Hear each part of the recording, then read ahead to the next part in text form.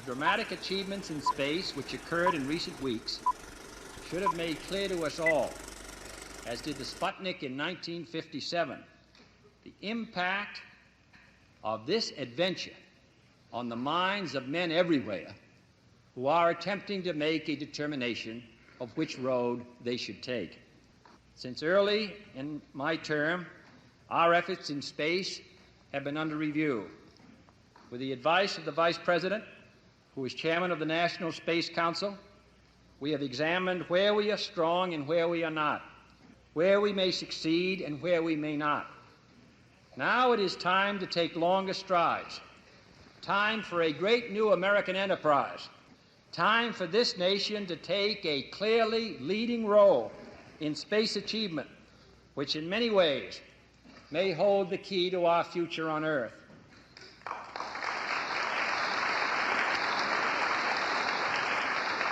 I believe we possess all the resources and talents necessary, but the facts of the matter are that we have never made the national decisions or marshaled the national resources required for such leadership. We have never specified long-range goals on an urgent time schedule or managed our resources and our time so as to ensure their fulfillment. I therefore ask the Congress, above and beyond the increases I have earlier requested for space activities, to provide the funds which are needed to meet the following national goals. First, I believe that this nation should commit itself to achieving the goal, before this decade is out, of landing a man on the moon and returning him safely to the Earth. No single space project in this period will be more impressive to mankind or more important for the long-range exploration of space, and none will be so difficult or expensive to accomplish. You see what's happening? You see the rockets going up left and right. You haven't seen that for a long time. Very soon we're going to Mars. Space is a war-fighting domain, just like the land, air, and sea. We may even have a Space Force.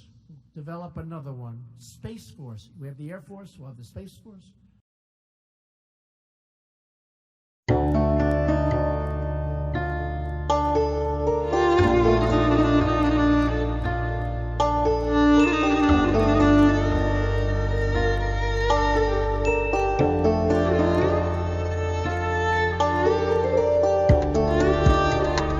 Forum Borealis.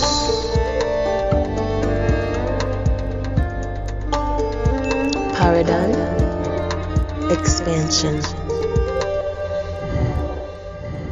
Greetings from the north and welcome to Forum Borealis with another episode in our series on the breakaway civilization and their classified space program.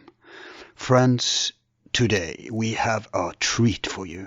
One of the few remaining experts on the exotic military aviation technology will guide us through some of the basic, irrefutable evidence for the fact that the US war machine already have a space fleet and a so-called Star Wars program. While he provides verifiable case references, I will raise questions of their implications, and between us, we'll uncover and shed light on some of the most essential issues deriving from this incredible information. Our guest is, of course, the military aerospace historian Michael Schratt. He was born in Chicago in 1969, studied aerospace engineering at Parks College in East St. Louis, Illinois, is an aviation and aerospace professional who's worked as a SolidWorks mechanical drafter, AutoCAD drafter, and Inventor drafter for various companies in Illinois, California, and Arizona, like Armstrong Aerospace, and has also worked as a journalistic writer in the field, like at Open Minds magazine.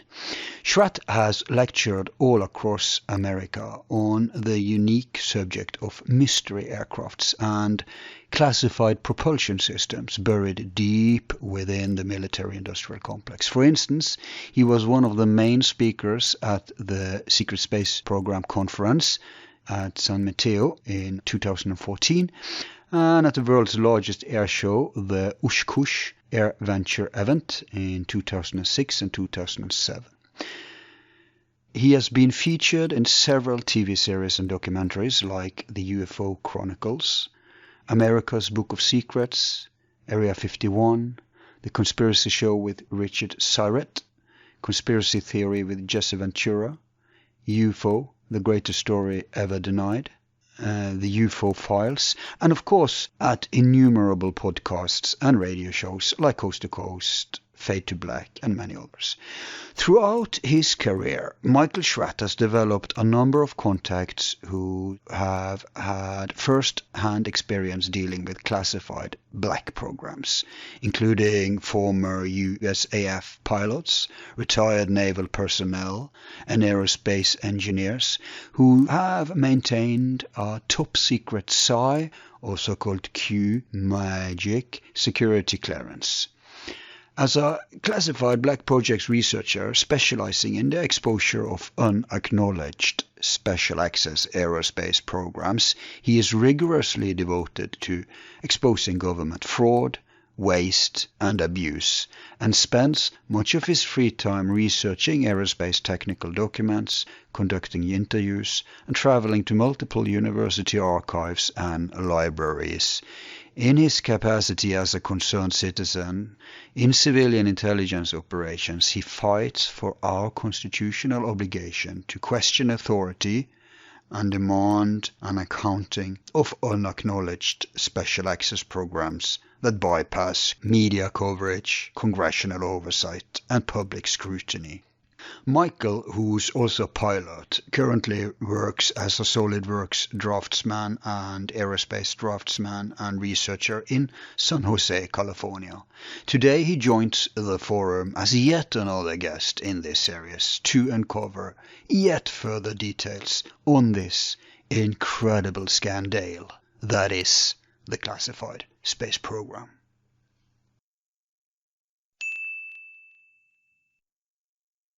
Welcome to Forum Borealis, Michael. Thanks for having me on. Appreciate it. And I appreciate having you on. The people who've followed us for a while have heard me talk about my desire to get you on. Mm-hmm. And the reason, Michael, is it's pretty simple. We have had a series of interviews with different people in the field, like such as yourself, and that series, we've called it Timeline of a Breakaway Civilization, but it's basically everything to do with the classified space program. Its history, its players, all sorts of aspects around there. Right. Mm-hmm. And I'm not an expert in this field. I know enough to understand how important it is and that it needs a serious media attention, and you can't get away from your take on it if you want to have a complete series on this, because your stuff, and I've been saying this on air in many different shows, your stuff, Michael, is so tight. You're like at the Secret Space Program Conference, your presentation there, it's like a machine gun. It's like you had so much stuff, you had to just cram it into a little piece of sequence, and it's so high quality material, and it's so redempting for those of us who are sick and tired about everything being labeled alien. Right. Off you go with it, into the mythical domain with it. We know there is advanced technology on Earth. We know Earthlings have different degrees of advanced technologies. It would be a miracle if none of those ever were classified as UFOs. And that's why I want to have you on. I want to contribute to people grounding themselves a little. And although it's more exciting to talk about grays and lizard people, right, and all that stuff, abductions, you name it. But we have to start at the rational end about what we know. And what we know is much more than usually what people know. And that's where you come in, Michael. And so I'm so excited to have you on with your superior knowledge in the field. So a very, very warm welcome to you. Thank you very much. I really appreciate it. Yeah. So let's start with your background then a little, because I can't give that probably the kudos it deserves.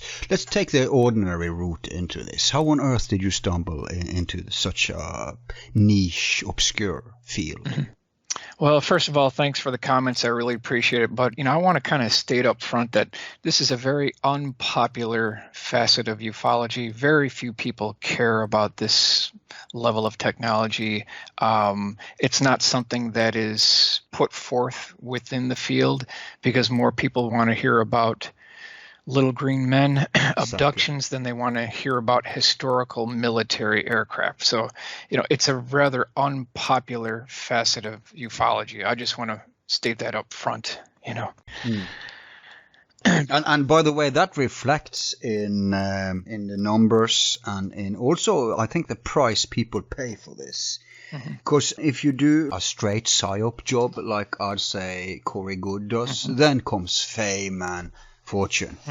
If you do a hard labor, traditional, old school, let's say a freedman kind of job, it's like any academic job, but at least you get it out there. But the stuff you're doing, there ain't many people in that field, is it? Back in '94, there were 12 people doing it. Now there's 2.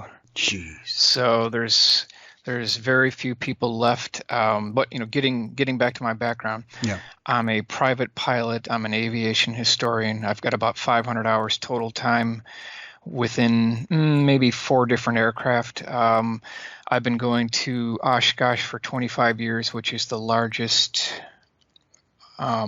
attended air show in the world, because I used to live near Chicago. So that was kind of my background, and I always had an inquisitive mind. Wanted to find out where my tax dollars were disappearing, and just started really researching the classified aircraft within Lockheed, within McDonnell Douglas, within Northrop, within General Dynamics. And from there, it just took off by interviewing engineers and pilots who've worked on the programs. That's really how it started. Right. So you were, like, in the beginning, you were more of a fanboy, right? I guess so. Yeah, sure. I mean, who wouldn't want to be a fan of the SR-71? It's such an inspiring aircraft. It's such an inspiring aircraft. And then when you talk to people who were friends with the Skunk Works engineers in Burbank who worked with Kelly Johnson and Ben Rich, for example, Jim Goodall, who's a good friend of mine, he was very good friends with Ben Rich. Ben Rich was the head of Skunk Works between 1975 and 1991. He died in 95, but prior to his death, he got in one telephone call with Jim Goodall. And basically, Ben Rich told Jim Goodall over the phone, quote, "We have things in the Nevada desert that are 50 years beyond what you can comprehend. If you've seen it on Star Wars or Star Trek, we've been there, done that, or decided it wasn't worth the effort." That came directly from Ben Rich. Ben Rich also being the same chap, I think, who's rumored to have said after a lecture that we have the technology to take E.T. home. Yeah, that's correct. That's correct. But he wasn't the chap who said that we have the technology to go to the moon and back again before lunch. Have you heard that one? No, that was allegedly a multi-star general at the Norton Air Force Space Exhibit, November 12th, 1988. You see, people? I only have to mention this thing and bam, there it comes with the facts. I love it. This is going to be great. Though you do have a challenge. This is audio based. And when we see your lectures with presentations and pictures, it's so much easier to follow. So sure, we'll have to try. But I think it's my job to make all your tight info, animated. And maybe ask the stupid questions that won't necessarily no problem. be answered immediately, implied by your answer. So we'll try to make this radio friendly, but it is a very hard topic to That's fine. Be friendly on the air, because it's so determined of visuals, because most people won't know all these names and numbers that you spew out for the models and all this stuff. So, but we'll try and we'll see how it goes. Yeah. So already back then there was indications, but when you were in this field, did you experience anything to start you questioning what's going on here? I just followed the aircraft. I followed the stealth fighter, the F-117, the B-2, started looking at the cost of the B-2, the fraud, waste, and abuse that went on in the program, $2.3 billion per aircraft. And, I just wonder if they got $22.8 billion by 1988, when the rollout occurred at Air Force Plant 42 Palmdale, that was November 22nd, 1988. What did they do with that money? They only made one at that time. So what happened to the other $20 billion? Is there a possibility that some of that money got siphoned off to a side project? And we can explore that as well. Yeah, we're gonna. By the way, this was when you said back in the late 90s? This is November 22nd, 1988. So it was under Reagan, right? Yeah, it was under Reagan. The program started under Carter, but the rollout was under Reagan. Right. And I always thought it was interesting because that's the same date that Kennedy got assassinated, November 22nd. So I wonder if there's any kind of tie-in there. I'm not sure. Yeah. Hoagland will probably call it a ritual significance. Yeah, they tend to go for that. But if it was under Reagan, that's interesting because Reagan has an interesting quote in this, doesn't he? Well, yeah, he talks about coming together, nations coming together to fight outside threat. Yeah, no, I was more thinking of, that's a famous one, but I was more thinking of what he said once it was in his memoirs. I think he said something, yes. Could you tell us? Yeah, he talked about how we had the capability to put 300 people in orbit. So this, I think, 1986. Right. There's been some debate on what that means, but could be different multiple ships together, could be one ship, don't know. But there's no question that if we take Ben Rich's comment at face value, then anything that you would see at your local air show is decades behind what we actually have. And isn't that, if we're going to be scientific and realistic about this, has there ever been one single field where the military hasn't been decades ahead of the ordinary world? I mean, anything right. from meds to internet. I mean, for sure. Right? So why would this sure. particular area, which is probably the most important area in terms of so-called national security and war and power on Earth, why would this be like, oh, no, we're totally straight with everything? I mean, nobody believes it. Even in the conventional military weapon arsenal, they are ahead. Yeah. And it's not denied. No, it's not denied. I think people know that the military has things that are way beyond what we'd see. Even Bill Scott, have to give credit to Bill Scott. He's been tracking this story almost his entire career at Aviation Week. He had 25 years at Aviation Week, and he's one of the original interceptors that got a lot of this started. So credit has to go to Bill Scott. But when I spoke to him a couple of years ago, he likened this to a 400-piece puzzle, but we only have 200 of the pieces. So he's been trying to fill in this tapestry for at least a quarter century now, and he's definitely got some of the puzzle. We can certainly talk about his Black Star research, but one thing I try to kick this usually lectures off, doing this over the radio works as well, but credit has to go to Mark McCandlish for coming up with this term, the 3 tiers of technology. So like tier 1 would be your common, ordinary garden variety aircraft, your F-15, your F-16, your F-14, something that you would see at an air show. Tier 2 would be the black programs that have been declassified into the white world. So that's the F-117, the B-2, Boeing Phantom Works Bird of Prey. And the Tier 3 programs are the classified, unacknowledged special access programs that have no congressional oversight. This is your Belgium Triangle, your Hudson Valley Boomerang, your TR-3B. So those are the 3 tiers of technology. Okay, that's interesting. Because I have a question, and I may take it now. Actually, I want to talk a little about the money before I go back to the T1 to T3 thing. Sure. You mentioned already back in the day, in the 80s, there were millions. You were following waste, and man, that's easy in Pentagon. I mean, it's not just now. I mean, they've always had billions and billions pumped their way and unaccounted for. God knows how far back this goes. But we know Catherine Fitz, you probably obviously know about her research, right? And I think she's counting. Do you remember from when she's counting with the latest number? She's talking about 50 trillion or 60 trillion now. That's the absolute latest. Yeah, they always talk about how it was stated 2.3 trillion on September 10th, 2001, and then a day later 9/11 happened. This is Donald Rumsfeld, so that was the trigger point. I think some estimates could be up to 50 trillion at this point. Yeah, I had her on. I think she started before. I think she started around the housing bubble thing. When was that? Yeah, that was after 9/11. 2008, yeah. Yeah, right. So, she probably starts around 2001 then.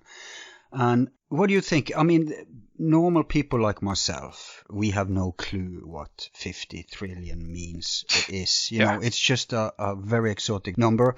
We do know what $1,000 is. Sure. and $10,000.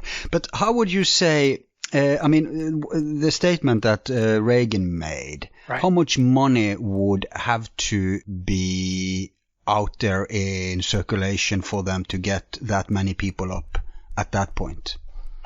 Okay. Well, we can start with the Detroit Free Press, February 8th, 1987. The headline is Secret Ledger Hides Military Projects. Pentagon black budget has tripled under Reagan. And in this article, they give a chart, and they basically say that the Air Force budget for fiscal year 1988 is $51.1 billion, of which $19.1 billion was classified programs for fiscal year 1988. So that's a good starting point. Absolutely. And that's a lot of money back then. Yeah. I don't think, now money is much more just numbers in a computer than it was back then. They hadn't completely detached it from actual values being produced in society. So the inflation wasn't, that's when it started, in the 80s. For real. So that means that any money back then were worth more than today. Sure. But so we have this T1, T2, T3, and as I understand it, T1 is the advanced exoteric, if you like, research technology. T2 is what eventually becomes white, or? Well, if we want to continue down the road here, just following up on the budget, it definitely was the beginning of the Reagan administration, right around 81 timeframe, where all these black programs really started getting funding. And how do we know that? Because June 8th, 1981, Newsweek, Reagan's defense buildup, this is the Rosetta Stone for black programs. It was the beginning of this Reagan buildup, and even Aviation Week Space Technology, they even chimed in on this. This is December 24th, 1990. Quote, 8 years of the Reagan administration in Washington were very good to the black world. So even they admit that it was the Reagan administration that stemmed and brought forth all these programs. And to give a little context, back then it was before the Soviet fall, obviously, and those who had taken office with Reagan, there was a peace deal, or what you call it, a compromise within the Republican Party. So you got those people who hoped for libertarianism and freedom, like Ron Paul people and stuff. They were kind of behind Reagan, and also Ross Perot people and stuff like that. But on the other hand, you had usual suspects like Bush and CIA and the military industrial complex, and they were really calling the shots because they got into essential positions in his government. They made him be the actor in chief, what you say, in front of ships, like a figurehead. Is that what you call it? Figurehead, sure. Yeah. So I'll say Reagan was more of that, and then the chaps who probably were behind the JFK assassination were in full charge, and none more symbolic for that, I'd say, than Bush Sr. And so they could cause havoc with the American state, especially the deep state. Yeah.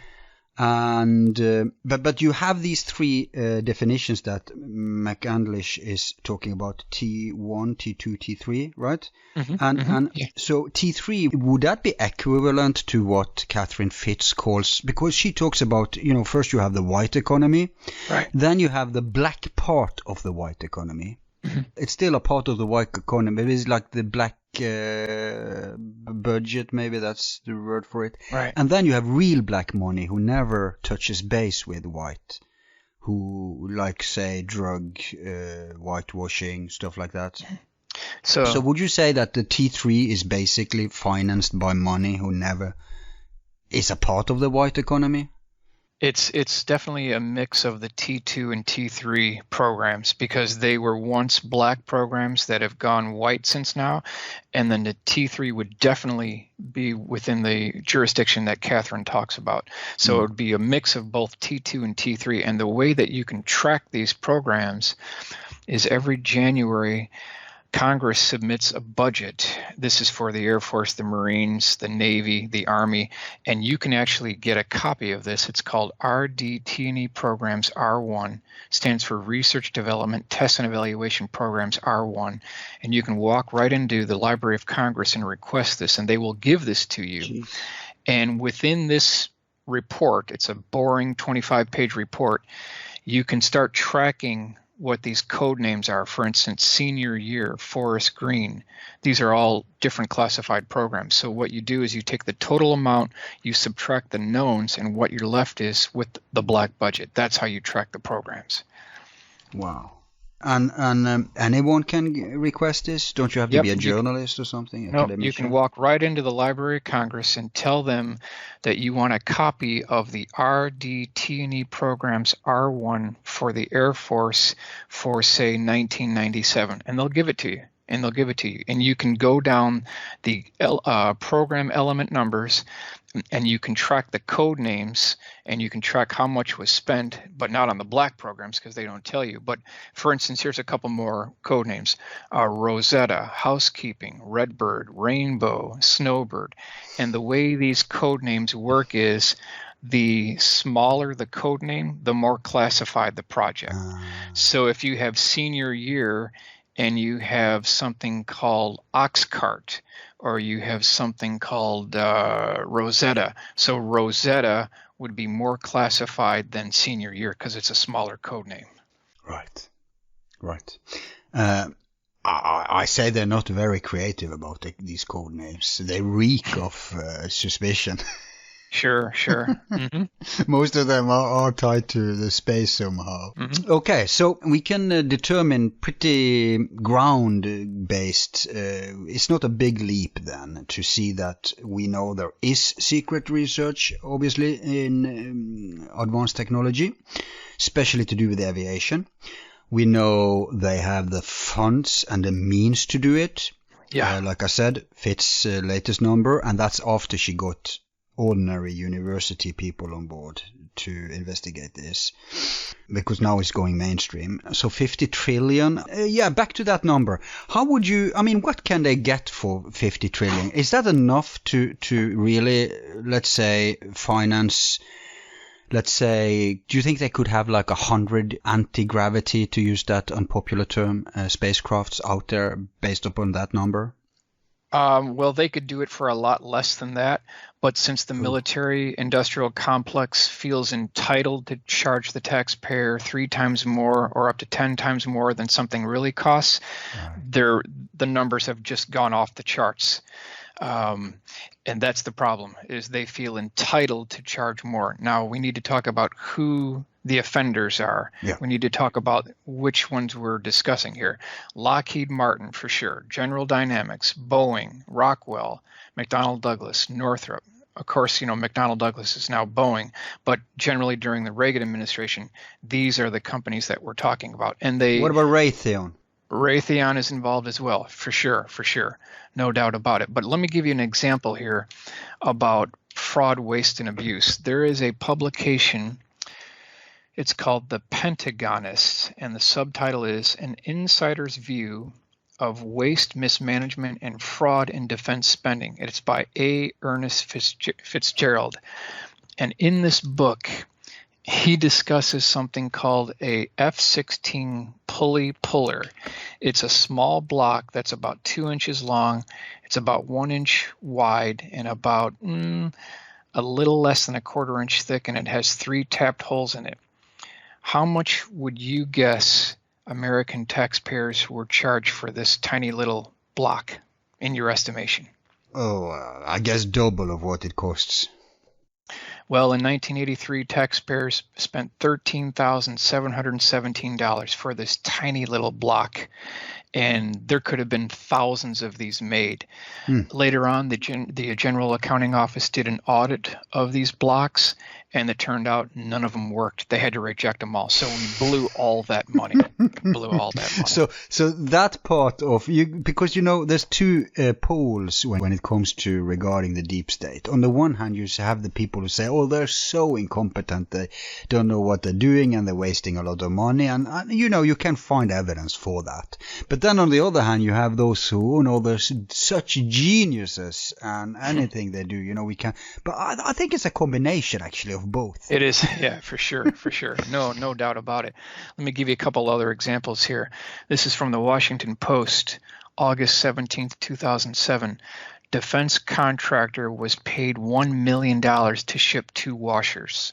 Right. So something that you could go down to Ace Hardware and spend 39 cents for, taxpayers spent $1 million to ship 2 of these 39-cent washers. That's just one example. That's just one example, and we don't. Yep. And if you look at the Iraq War, the one under Dubia, then this is systemized. This that may have been exceptions only for the black stuff back then becomes mainstream. It was so bad that they shipped cash loads of money over. Oh yeah. And gold, and nobody can account for it.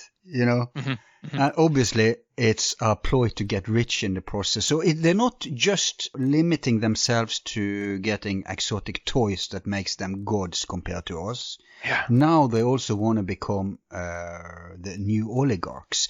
And that's what I asked Richard Dolan about. Because in my view, you have the people who actually flies these things, and I guess a lot of the budget also goes to security, of course. That's probably as much as the science.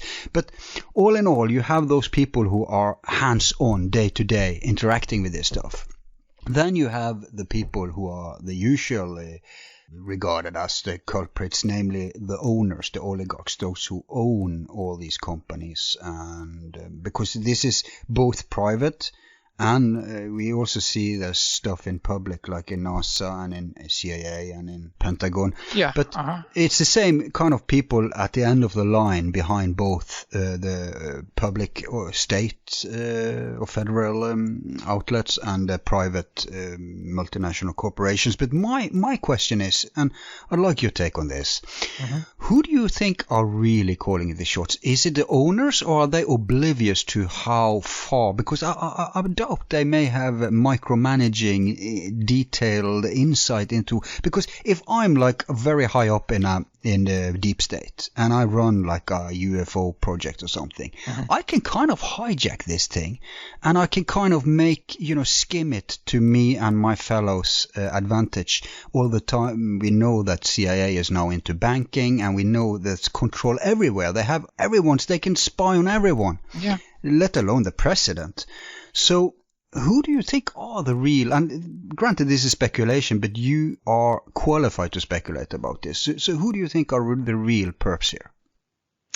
Well, in many cases, when you have a black program that's proprietary to the contractor, like the Boeing Phantom Works Bird of Prey, it's the contractor that's driving the program. So this is something that is exempt from FOIA requests. You can't get anything else on Boeing Phantom Works Bird of Prey. This was declassified October 2002 during the Bush administration. And so that one is off limits to the public. So it's number one, it's definitely that the contractors definitely are involved, but then the 3 people that I feel are at the top: number 1, Dick Cheney; number 2, Bill Perry; number 3, George Bush W. Sr. So Herbert Walker Sr. So these three people are definitely involved. Now, the reason Who why was the second one again? Bill Perry, former Secretary of Defense Bill Perry. He's the one who wrote the checks for Ben Rich at the Pentagon. Right. So he would have a need to know because he's the one who wrote the checks for the Skunk Works to develop the stealth technology. So these three people are. Yeah, but I'm pretty sure Bush Senior today is Bush Senior. exempt. Yeah, but I don't think he's running anything today. He's too dement. That's correct. That's correct. Yeah, that's correct. Back at the time, though, he was certainly involved. No Sure. doubt. Oh yeah, he was one of the top players. But do you think Dick Cheney may have taken over his position? Cheney's involved. There's no doubt about it. Yeah. There's no doubt about it. Now, when you get back to Perry, he didn't have a direct connection to the development of stealth, but he's just the one who cut the checks. So he's still involved, though. He's still involved. Yeah. So people that are in charge now, I would just have to default back to the contractors, the Skunk Works engineers, the people who worked with Kelly, the people who worked with Ben Rich. Those people would know. But the only problem is those original Skunk Works engineers are almost all completely gone. There's about a half dozen of them left now, and they're just all Yeah, gone. did you see the interview that David Sereda did with Yeah. one of these Lockheed Martin people who talked about Yes. aliens? Who was that he talked with? I forgot his name. I don't know. Yeah, but he was one of the engineers, old one. Mm-hmm. But I was pretty disappointed about, Mhm. you know, he could probably bring along better evidence, but then again, if he had done that, he wouldn't be sitting there laughing and, you know, he would be in deep shit, I think. So that, I think that quote unquote disclosure was more or less within what they can tolerate. Sure. Yeah. Sure. Yeah. I mean, there's no doubt that there are many programs that Skunk Works worked on during the Reagan administration that have never seen the light of day. Right. There's something called Excalibur out there. There's allegedly another version of the F-117 that's never been talked about called the Flying Artichoke. Two of these were seen. I've got reports of two very interesting flying wing type craft that departed Cannon Air Force Base in 1986. So there's still a lot of birds out there. Right. There's a lot to get to, and yeah, I'm taking notes here too. But let's still dwell a little more on this bigger picture before more details. Like, Yeah, that's fine. Bush Senior, Bill Perry, and Dick Cheney are all rather public figures, and Right. I doubt. I'm pretty sure there has to be people who are not that public involved too. Right. Maybe more of those than those we do know about. And then there's the question, okay, so if it all goes back to the contractors, that means private businesses, that means multinational corporations. But the question is, those who own these corporations, are they really the beneficiaries of all this, or could it be hijacked by middle management, if you see what I mean? Because they really have the power to send info further up, right? And those at the Sure. top, they only want specific stuff. For example, they want to fulfill the mission or the contract of whatever's going down, and they want the profits. But the chaps who actually run around in these spacecrafts, and we have, you know, and we can get to that now, Gary McKinnon, you know, he hacked, as we all know, and found out they actually have a space fleet by now, or by then. But it's still decades after Reagan, so they would have time to build up such a space fleet.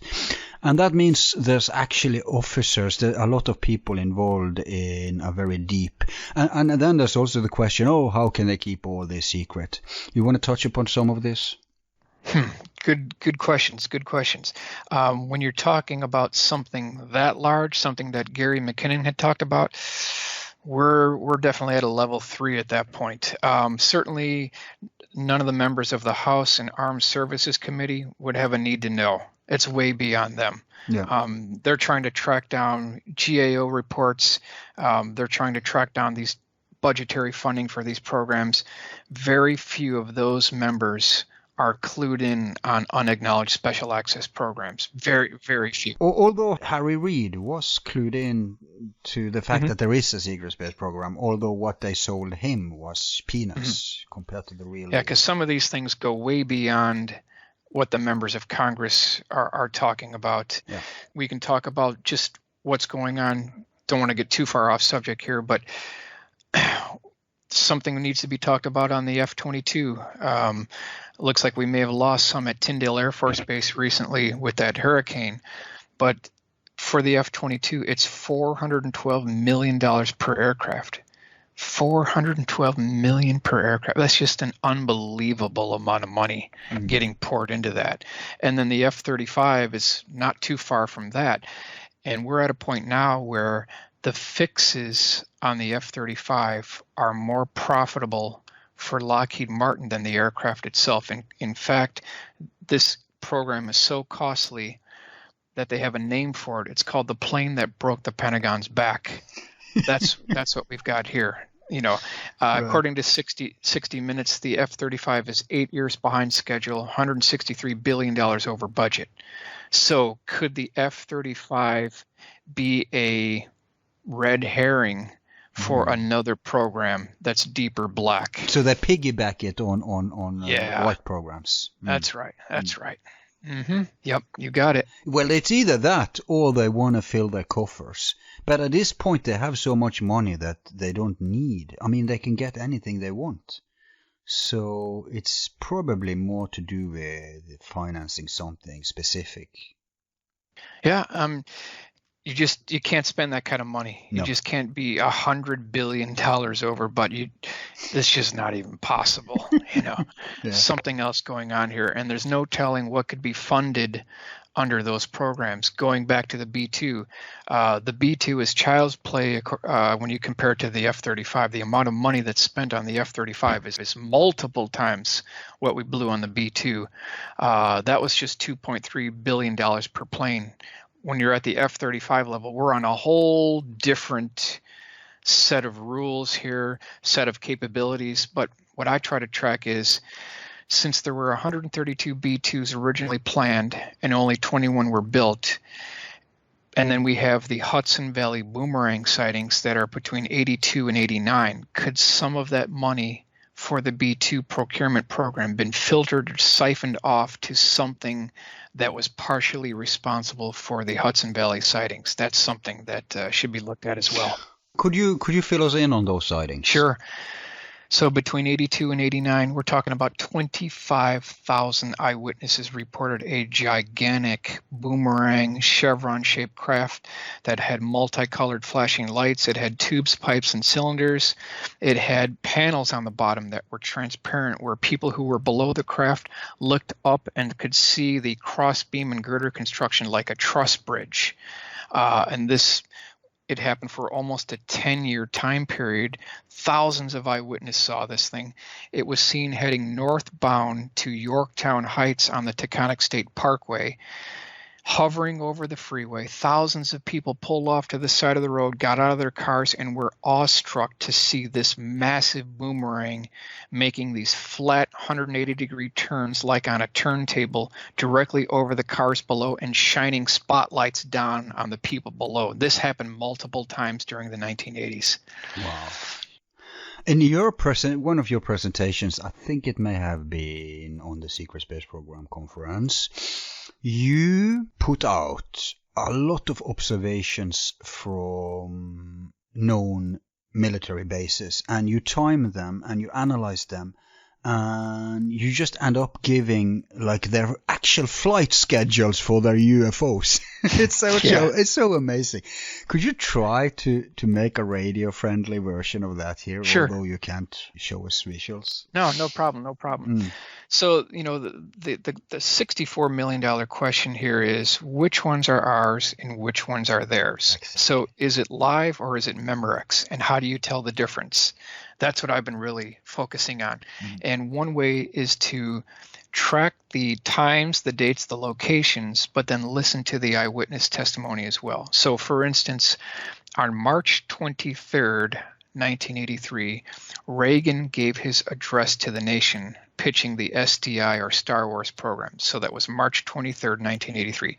No less than 24 hours later, there was a massive sighting of a gigantic boomerang-shaped craft over the Taconic State Parkway. Now, this was on a Thursday night, and so many of these sightings happened on a Thursday night. So why Thursday? The Thursday filters over to the 1997 Phoenix Lights incident as well, March 13th, 1997. Yeah. It also filters over to the early to mid 1990s, quote-unquote, Aurora sightings and airquakes that were felt over the whole valley area during the early to mid 1990s. These were on a Thursday as well. So we keep seeing this motif again, Thursday. Why Thursday? It's because, as it was explained to me, Monday, Tuesday, and Wednesday are pre-flight. Thursday's the test flight, Friday's the debrief, Saturday, Sunday, there's no one there. And you can see this over and over and over again, these Thursday nights. So when you hear about a classified sighting of something happening on a Thursday, there's a very good likelihood that it's one of ours. Wow. So by the same token then, if you see something weird in the weekend, that's when the bureaucracy is resting. They're actually following we have the same here. We work Monday to Friday, and Saturday, Sunday we're free, especially if you work for the state. And they're keeping that in the black. Yep. The other thing to keep in mind, too, is these guys are good. You know, we're talking about the CIA, the NSA, the NRO, and the programs that are procured under the NRO and under the CIA. Their mandate is to lie, deny, and deceive. So if there's a test flight of something on a Thursday night, the very next day, the supermarket tabloids will have a headline, "Alien craft seen by multiple eyewitnesses with abduction and baby experiments done." They will put that in the tabloids the next day to discredit the actual sighting. So what they're doing is they're using the quote-unquote extraterrestrial phenomenon as a cover to hide their own deep black programs. Exactly. And let's give some kudos to Joseph Farrell. You're aware of his book Roswell and the Reich, right? Oh yes, I'm very good friends with Joseph. Yes. Yeah, and one of the very interesting takeaways from that book is that I think he's onto a strategy they're using. I call it the false dichotomy. Now, imagine that if, let's say, there is a secret space program and you have all these discrepancies around the moon. You know, the moon hoaxers, the people who believe we never went there. Mm-hmm. Now, you can have a good case for that scenario if you don't have all the facts. So you get a dichotomy of people who think we never went to the moon. And then those who think that, obviously the skeptics who think everything was going as following. But then you can fill those, if people get critical, you can, derail that with the "we never went to the moon" hoax. And then the truth is lost in between.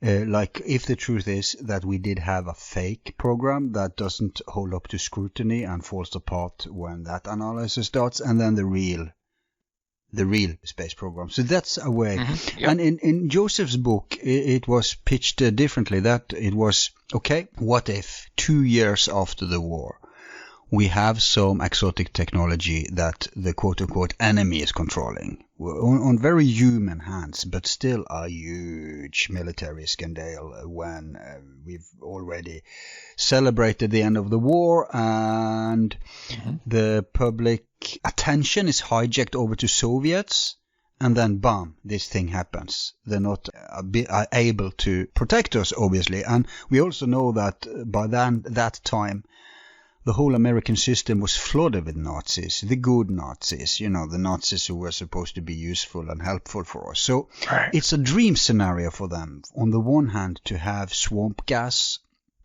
and weather balloons, derail the skeptics.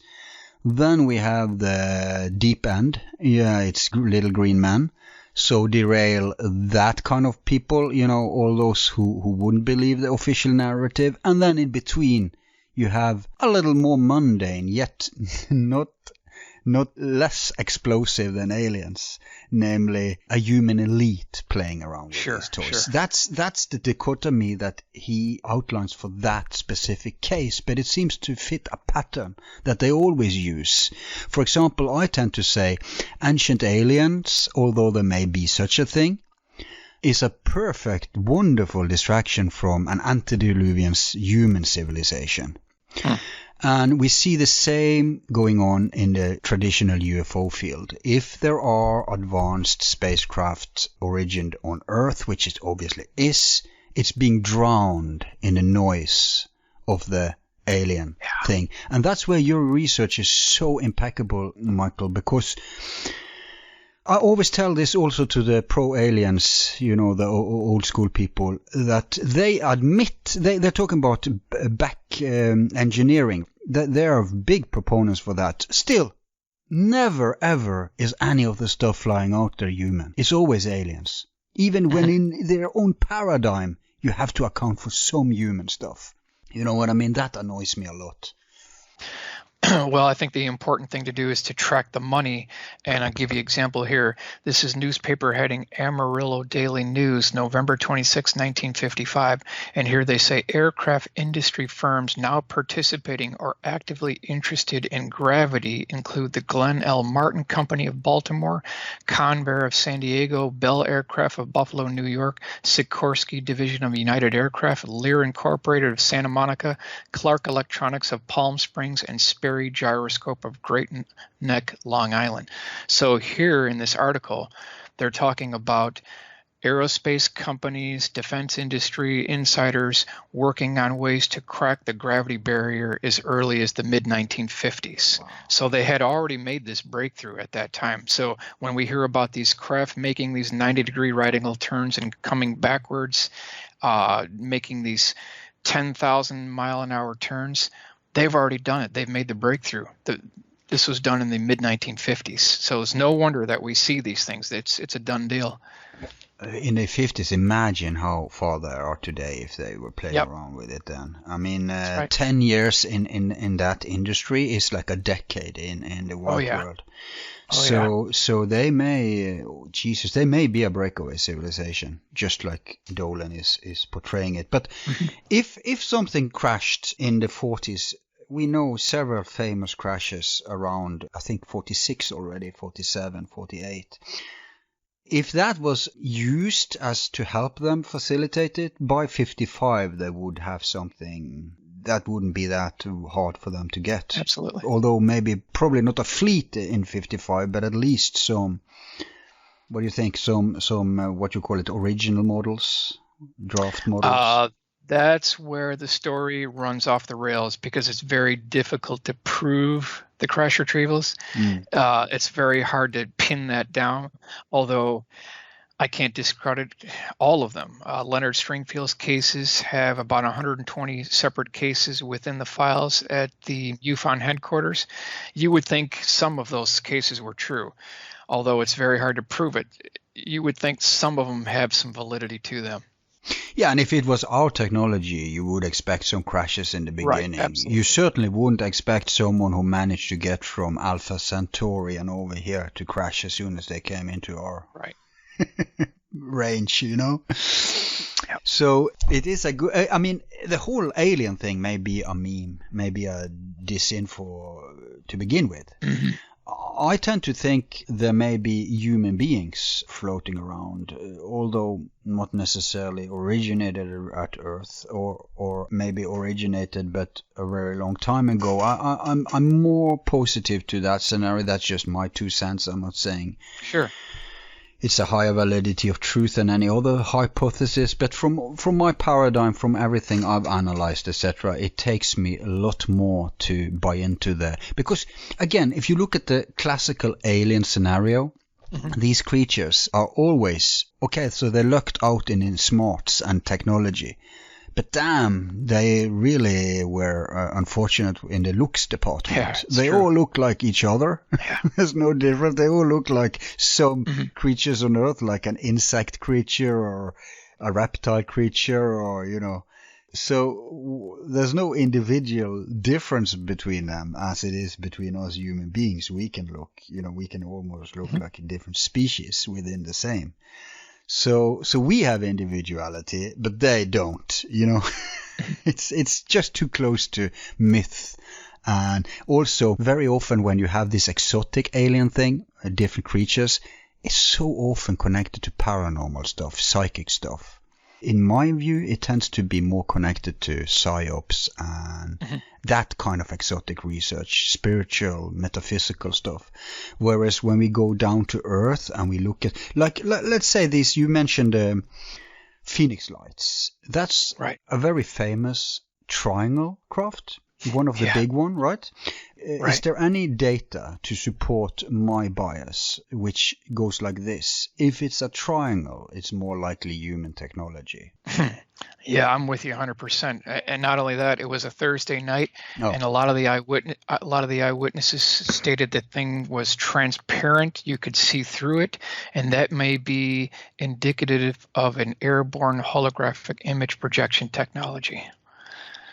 Because they have, in the invisibility department, people think that's far out. No, you can make a case for it scientifically. We know everything about light, and photons can either be absorbed partly or fully, or they can penetrate, or they can reflect. So it's not very hard. And then I know they had these devices for the soldiers, these vests that were make them invisible, quote unquote, so they would blend in with the surroundings. Do you know about that technology? Oh, sure. Talking about electrochromic panels and getting back to this 2025 report, I'm not going to read all of the different subcategories, but I want to highlight one here. This is 5.6 airborne holographic projector. Again, reference for this is Air Force 2025 report. Here's what they say. Brief description. The holographic projector displays a three-dimensional visual image in a desired location, removed from the display generator. The projector can be used for psychological operations and strategic perception management. It is also useful for optical deception and cloaking, providing a momentary distraction when engaging an unsophisticated adversary. Right. So, according to this report, they've got the technology to produce an image of an aircraft in flight that originates from another platform, and they can project it over a battlefield, they can project it over mountains, flying over the Phoenix Sky Harbor Airport, and it would be used to engage an unsophisticated quote-unquote adversary. So is that what they're talking about? They already had the technology according to the 2025 report. Yeah, but if they have stuff to get to other stars, they may encounter more primitive life, and for sure they can present themselves as gods there with this technology. Sure. Oh, yeah. God knows. All the violations of human rights, animal rights, whatever, or all the demonic stuff they're actually doing on Earth, imagine how they would treat. Yeah. It goes to movies like Avatar and stuff like that. Yeah. I for sure wouldn't want to be a civilization encountering ours out there. You'd be toast. They make Columbus look like a regular humanitarian. Okay, so they have technology to actually cloak and make invisible, but you're going, in this case, you're going more with a hologram thing. It could be a projected image. This is what multiple eyewitnesses stated, that this thing was shimmering. It was transparent. You could see through it. It was 1,500 feet across. That's consistent with a projected image. You could have it 10 miles across in that. There's no telling how wide they could make this thing. So that's where I'm heading for this research. And this is definitely within the level of technology that Ben Rich talked about prior to his death in 95. That tells me that there's two potential intentions with that Phoenix sighting thing. Either it's a decoy to cover up something else they were doing that day that they didn't want reports of or want people to see, which is more tangible, which is actual aircrafts. Or it was just a psyop, an experiment with a new technology that they are playing around with. They need data for how that would turn. Because a very weird thing with the Phoenix Lights is that it was such a mass sighting that even officials had to come clean about it.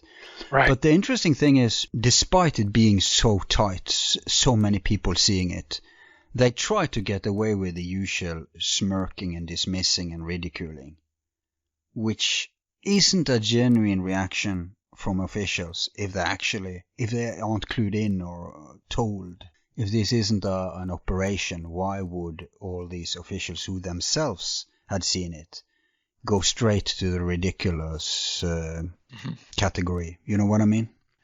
Well, as far as when you're talking about different sightings and everything, I think we should highlight some of the military witnesses that have seen these craft as well, because those represent some of our most credible witnesses. Yeah. For instance, astronaut Gordon Cooper, in his book Leap of Faith, subtitle An Astronaut's Journey into the Unknown, he specifically talks about 2 UFO encounters that he's had, which we've got to take him at face value since he's one of our original Mercury astronauts.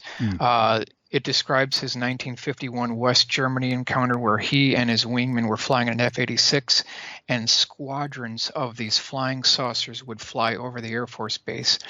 And after a couple of these incidents, he said, let's go try to intercept these. So they both, basically piled into their F-86s, went up into the almost vertical 60-degree angle of attack, and were trying to intercept these craft. These things are way too high and way too fast for his wingmen and himself to intercept. So that's one.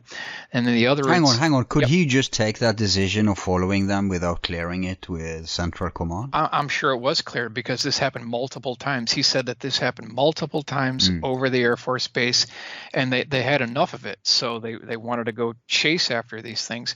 And it outpaced the F-86 easily. And when was this?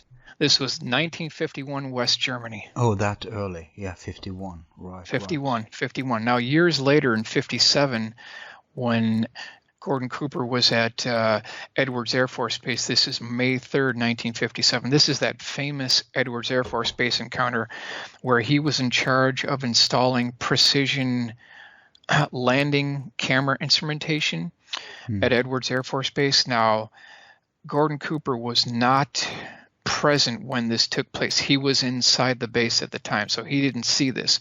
But at least 2 cameramen, they got this all on film, where this 40-foot diameter dish-shaped craft hovers over the dry lake bed, extends out the pogo leg configuration, lands on the dry lake bed, sits there for 1 minute, pops back up, retracts the legs, and then takes off at a high rate of speed. This is all caught on film.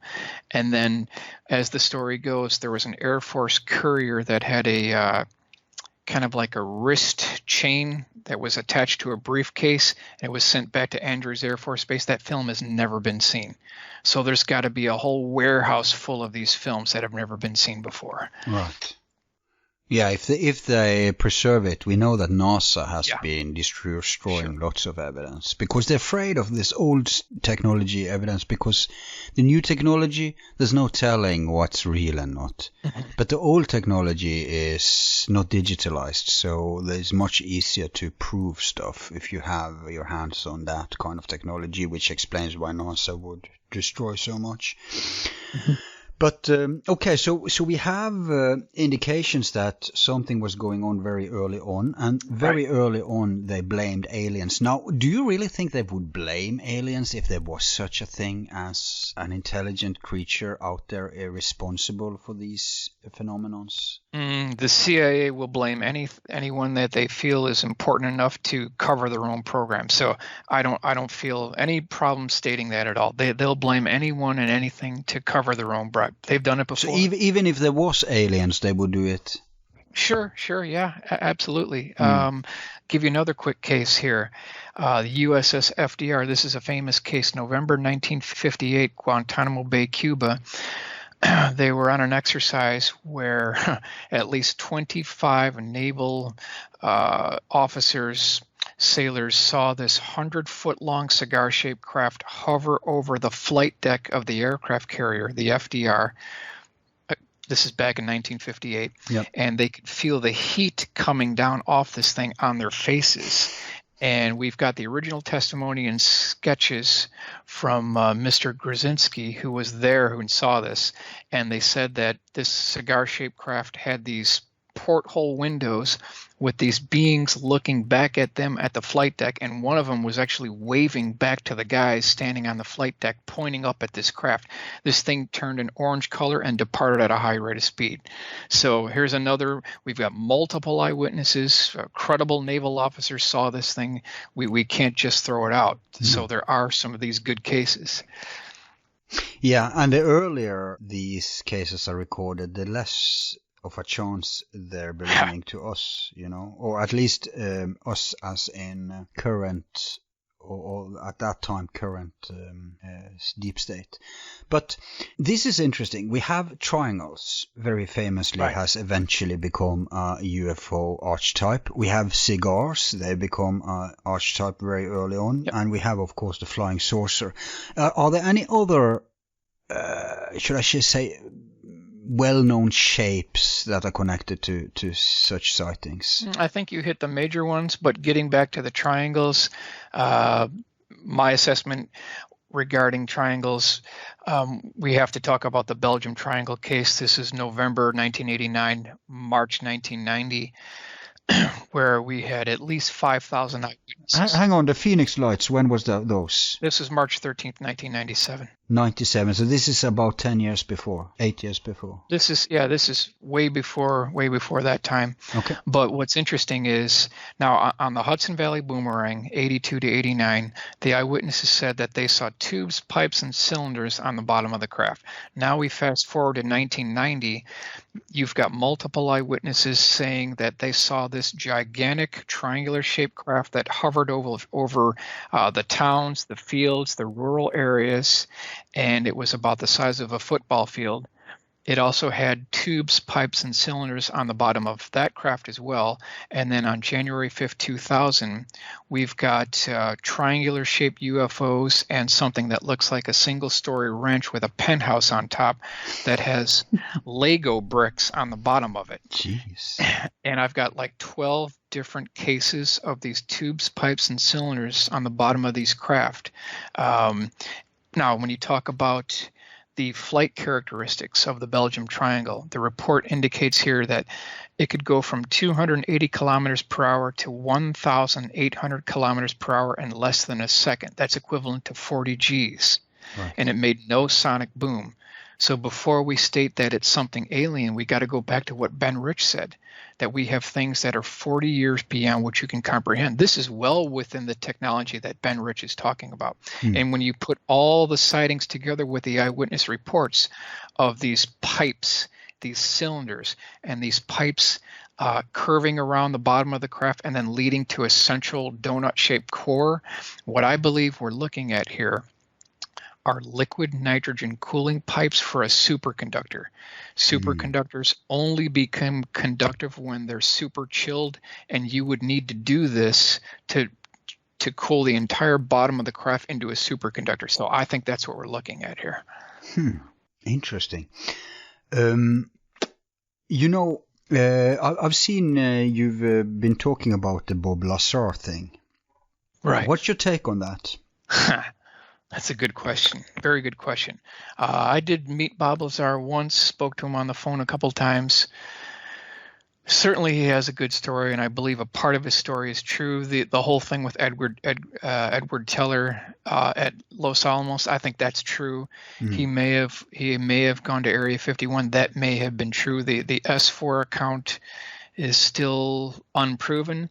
And one thing I always question is he talks about seeing the aurora, the quote-unquote aurora, but then he also states that when he went to S4, he was on a bus that had blacked out windows, and there's a divider between where the people sit and where the bus driver sits. There's a divider there. So how could he get a good view of the aurora when he was on a bus with blacked out windows? That never made sense to me. You never asked him about that? No, I didn't ask him about that. But what did check out was this exotic element. What number was it? Element 115. Yeah. Yeah, that's been redeemed. So here's the thing. We should talk about the reactor, right? He talks about an antimatter reactor, and he talks about small triangular shaped element 115 pie-shaped segments that are machined into triangles at Los Alamos that are loaded into the reactor. There's a reaction that causes a near 100% efficient transfer of energy. Now, if you think about what happens in a hydrogen bomb, that whole Bikini Island test that were done by the U.S. government, how in the world could you put a cap on something and then have this tremendous reaction and that cap not blow off the top of this reactor? That just doesn't make any sense to me. How is that possible? How can that tuned tube be able to withstand such a reaction and not blow up?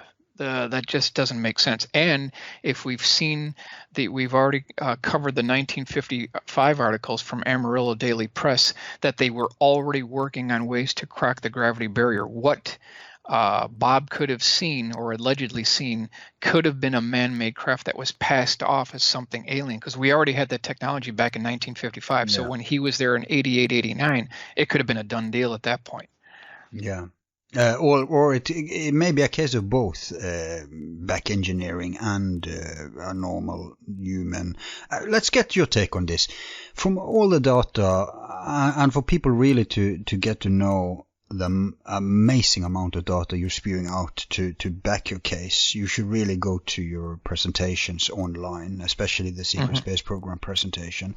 And you'll tell us all the sources too at the end here. But from all that stuff you've been researching, if you were just going to make, if your life depended on an expert guess, would you say this has been a natural development within the black world of exotic science?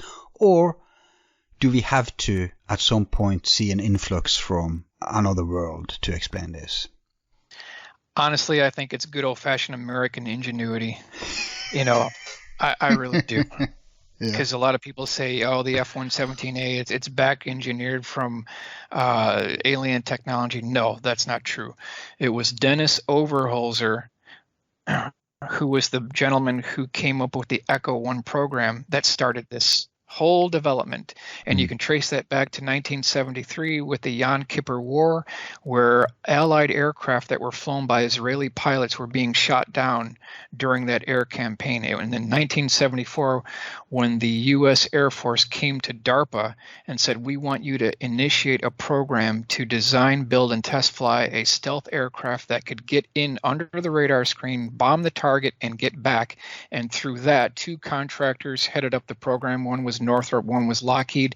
It was Ben Rich's program under Echo 1, under Dennis Overholser, who won the program that started Have Blue. That was December 1st, 1977 was the first test flight. That led to the development of the F-117A. So there was no alien involvement there, and so that's what I'm going with. Right. No, I'm with you all the way. I think to such a degree that there are aliens, however we want to define them, I think they are much lower under the radar than, literally, than we tend to think. And why wouldn't they? Especially at this point, it's quite risky to start interfering. We're such a paranoid, military, cultish society in the world. The military and the intel ops are running most of the world in so many aspects that it would be hazardous to get into contact with us at any level. Yeah, it definitely is. You mentioned... I have some goodies saved up for the end, but let's go through more ordinary stuff first. You mentioned Mark McAndlish, and I've been thinking about interviewing him, but could you give us the brief version of his contribution to this field? You've been cooperating with him, right? Yeah, his contribution is huge. I'm limited on what I can say because, it's basically his story. But he's a conceptual aerospace artist that's worked for decades within the defense industry. And he's created a tremendous amount of sketches, illustrations, diagrams that have been basically used within internal company publications. This is during the 1980s, and he developed a number of contacts within the defense industry and started putting the pieces together. And he put this motif together of what the defense contractors were doing over the last 30 to 40 years. Did you meet him when he was active in the field? No, I met him after he jumped ship. After he was no longer within the aerospace industry. But yeah, I'm good friends with Mark. I give him a lot of credit, and that's his background. And you can see his presentations on YouTube, and that's in a nutshell his background within that research. Yeah, he's also heavily depending on visuals, obviously. Yeah, it was his work, so he's a hard one to put into radio, but he deserves the attention for the amazing work. So he was officially commissioned to make drawings. Why drawings and not photographs? Because a lot of times he wasn't given the full briefing on what something should look like. He was just said that we want you to make it look cool and make it look fast. And so drawing upon his research within Aviation Week, Jane's Defense Weekly trade publications, he did do a number of those illustrations. And so a lot of times he wasn't even given the full information on what something would look like. He had to extrapolate it from his own skills. But this was used internally to sell stuff, to pitch projects, to hype stuff. Sure. Some of the programs didn't get funded. Some of them may have. But yeah, he was certainly involved. Now, I don't want to get too much off subject here, but we were talking about which ones are theirs and which ones are ours. We were talking about the Belgium Triangle, the tubes, pipes, and cylinders. Now, I just want to state that I'm not the only one stating this. Getting back to Hudson Valley Boomerang, Monique O'Driscoll, who had a sighting in '83, she said that when this thing passed over her car and her daughter was in it as well, it formed static on the radio, and then this thing made a flat 180-degree turn, and she could see the lights on the bottom of this thing reflecting on the frozen pond below. And she said that the lights flashed up and down the wings of this craft, but it wasn't haphazard. The reds would go off, the blues would go off, the greens would go off, the whites would go off, all up and down the wing of this craft. Now, I just want to highlight one thing that Stanton Friedman, no less than Stanton Friedman, had stated about the Hudson Valley Boomerang. Here's what he says: "I have always been bothered by the Westchester County sightings because I never heard of actions that would clearly label the technology alien." Then he went on to say, "Wings in outer space could only be decoration, but do of course match an Earthling approach." This is from Stanton. So even Stanton is on board, stating that Hudson Valley Boomerang is most likely our technology. Yeah, and often the alien angle doesn't hold up to scrutiny, because when you go into stuff, let's say like the example we used of Roswell, then it shows up that all the body stories were added decades later. Yeah. There was no mention of that in original. So I think it's like the same field you see Michael Cremo in. He's in archaeology. The more pristine the report, the initial find is always the best data. Because it hasn't been spinned, it hasn't been vetted, it hasn't been... tampered with at that point. There's no story narration that has to go with it. And I think the same you find in the UFO field. It's always best to look at the original reports to get as little biased as possible. Sure. And to a far degree, I'll say that's what you're doing. You're relating to facts and you're putting the dots together, and then a picture emerges. Wouldn't you say? Yep. Just listen to what the eyewitnesses are saying. When they say that there's this low frequency electrical humming noise, and you can identify the same audio signature throughout 4, 5, up to 12 separate cases, it makes a stronger case for an Earthling orientation. Are these audios also followed by common visual denominators? Well, I mean, they've certainly seen these craft in flight. We've got the January 5th, 2000 case. Won't go into the whole thing, but let me just read you something from the Republic Times. This is what the officer stated that he saw. And basically, object in sky draws interest of UFO researchers. And then it has officer says he is 98% sure object was experimental or military. So even he is in the agreement that this thing was military. Then he went on to say, quote, this is from the January 5th, 2000 report. The craft tried to camouflage itself against the night sky and was projecting the star field above it on its underside. This is Officer Craig Stevens. So what this thing was doing is he was directly below this. It was using electrochromic panels to project or transfer an image of what was above the craft on the bottom so it could blend in with the star fields above it. This is exactly what you would expect with electrochromic panels. Well, this could also be a hologram then. It's certainly possible. It's certainly possible. But it's so weird that they would put out all these holograms out there. It goes to, and we're going to speculate more about that at the end, to the T1 to T3 thing. But let me point out this aspect. Walter Bosley, you familiar with him? Walter Bosley? Yeah.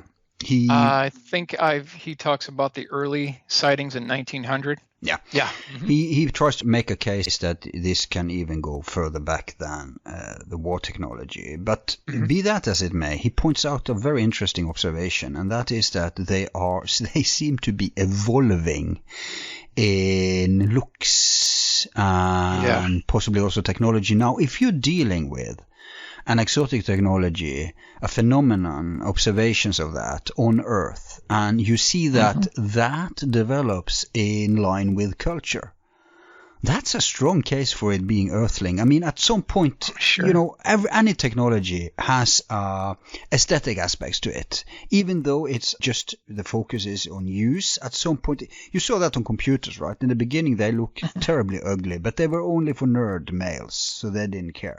Right. Now, females need computers too.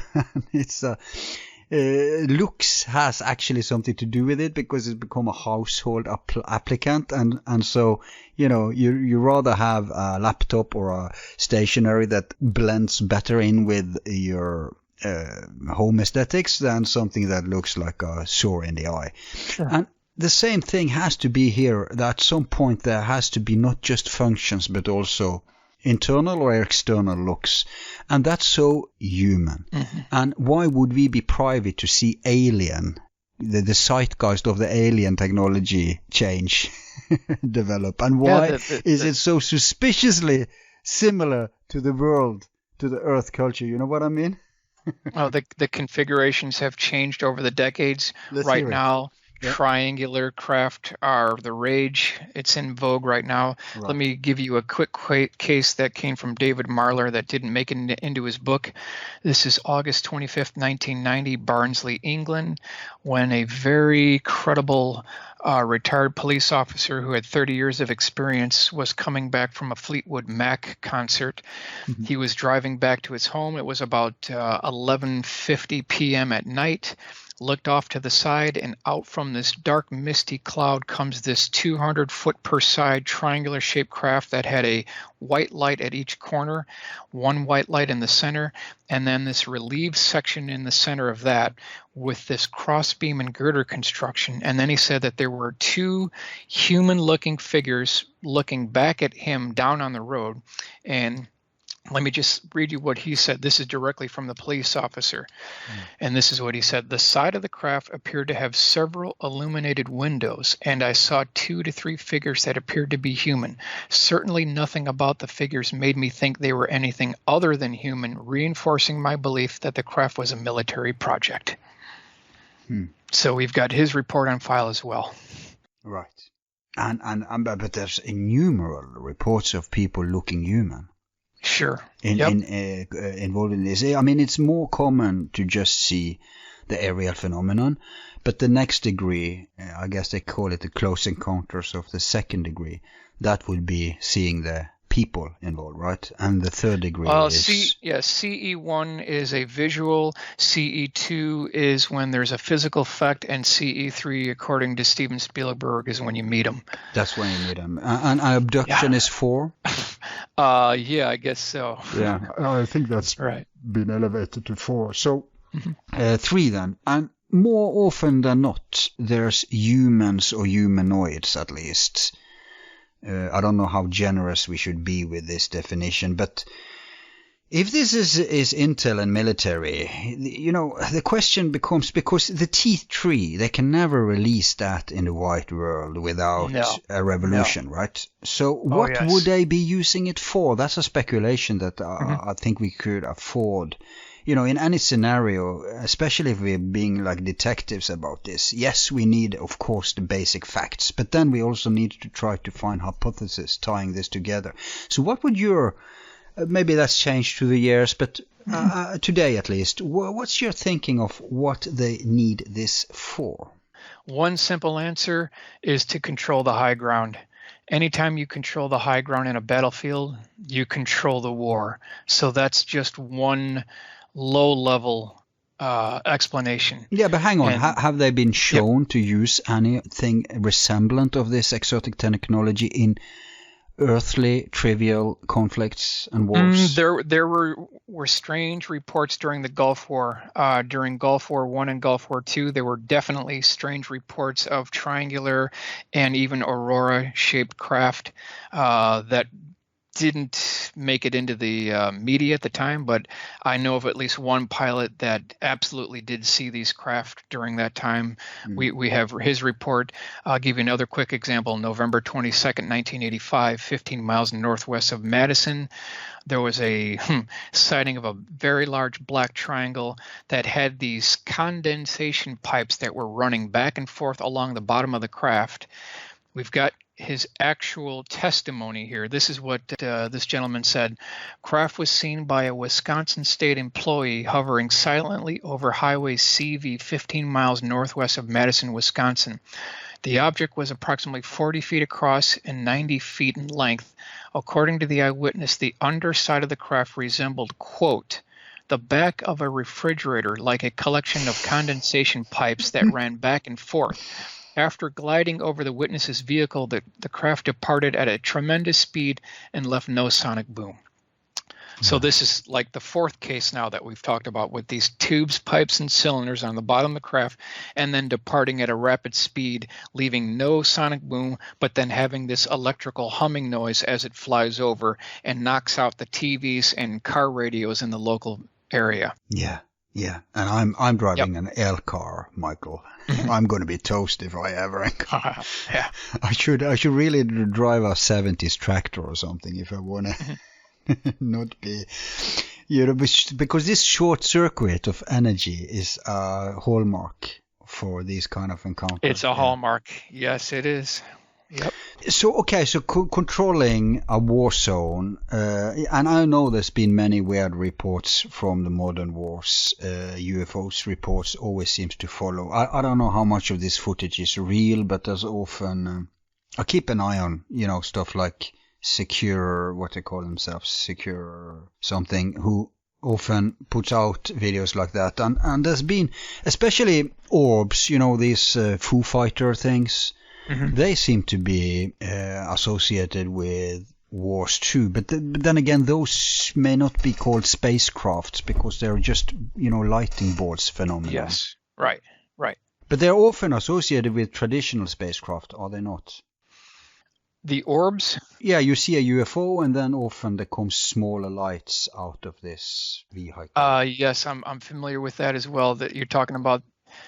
Different red orbs coming out of the bottom of these craft. Yeah, I've heard of that as well too. We can certainly talk about a couple of those cases as well. Okay, shoot. Sure. We have a case from the 1980s. This comes from Linda Zimmerman, where she interviewed a reference librarian who was waiting at a bus stop for her husband, and out of nowhere comes this gigantic isosceles triangle, 65-degree swept wing configuration, all black. It had approximately 5 lights at the back end, and she was awestruck at what she was seeing. Generally, we hear about these craft that are the size of a football field. In this case, it was the size of a football field stadium. Jesus. So we're talking about 800 feet across, not a football field, a football stadium. Right. At least 800 feet across. Massive craft. And then she noticed that there was an iris on the bottom of this craft, and this iris opened up, revealing the internal components of the craft. And then from the back of this craft, this red orb comes down. And this is November 1985, Yorktown Heights, New York. This is during the Hudson Valley boomerang wave. It was about 100 feet thick, 800 feet across. This red light goes up inside the craft, and then this iris closes.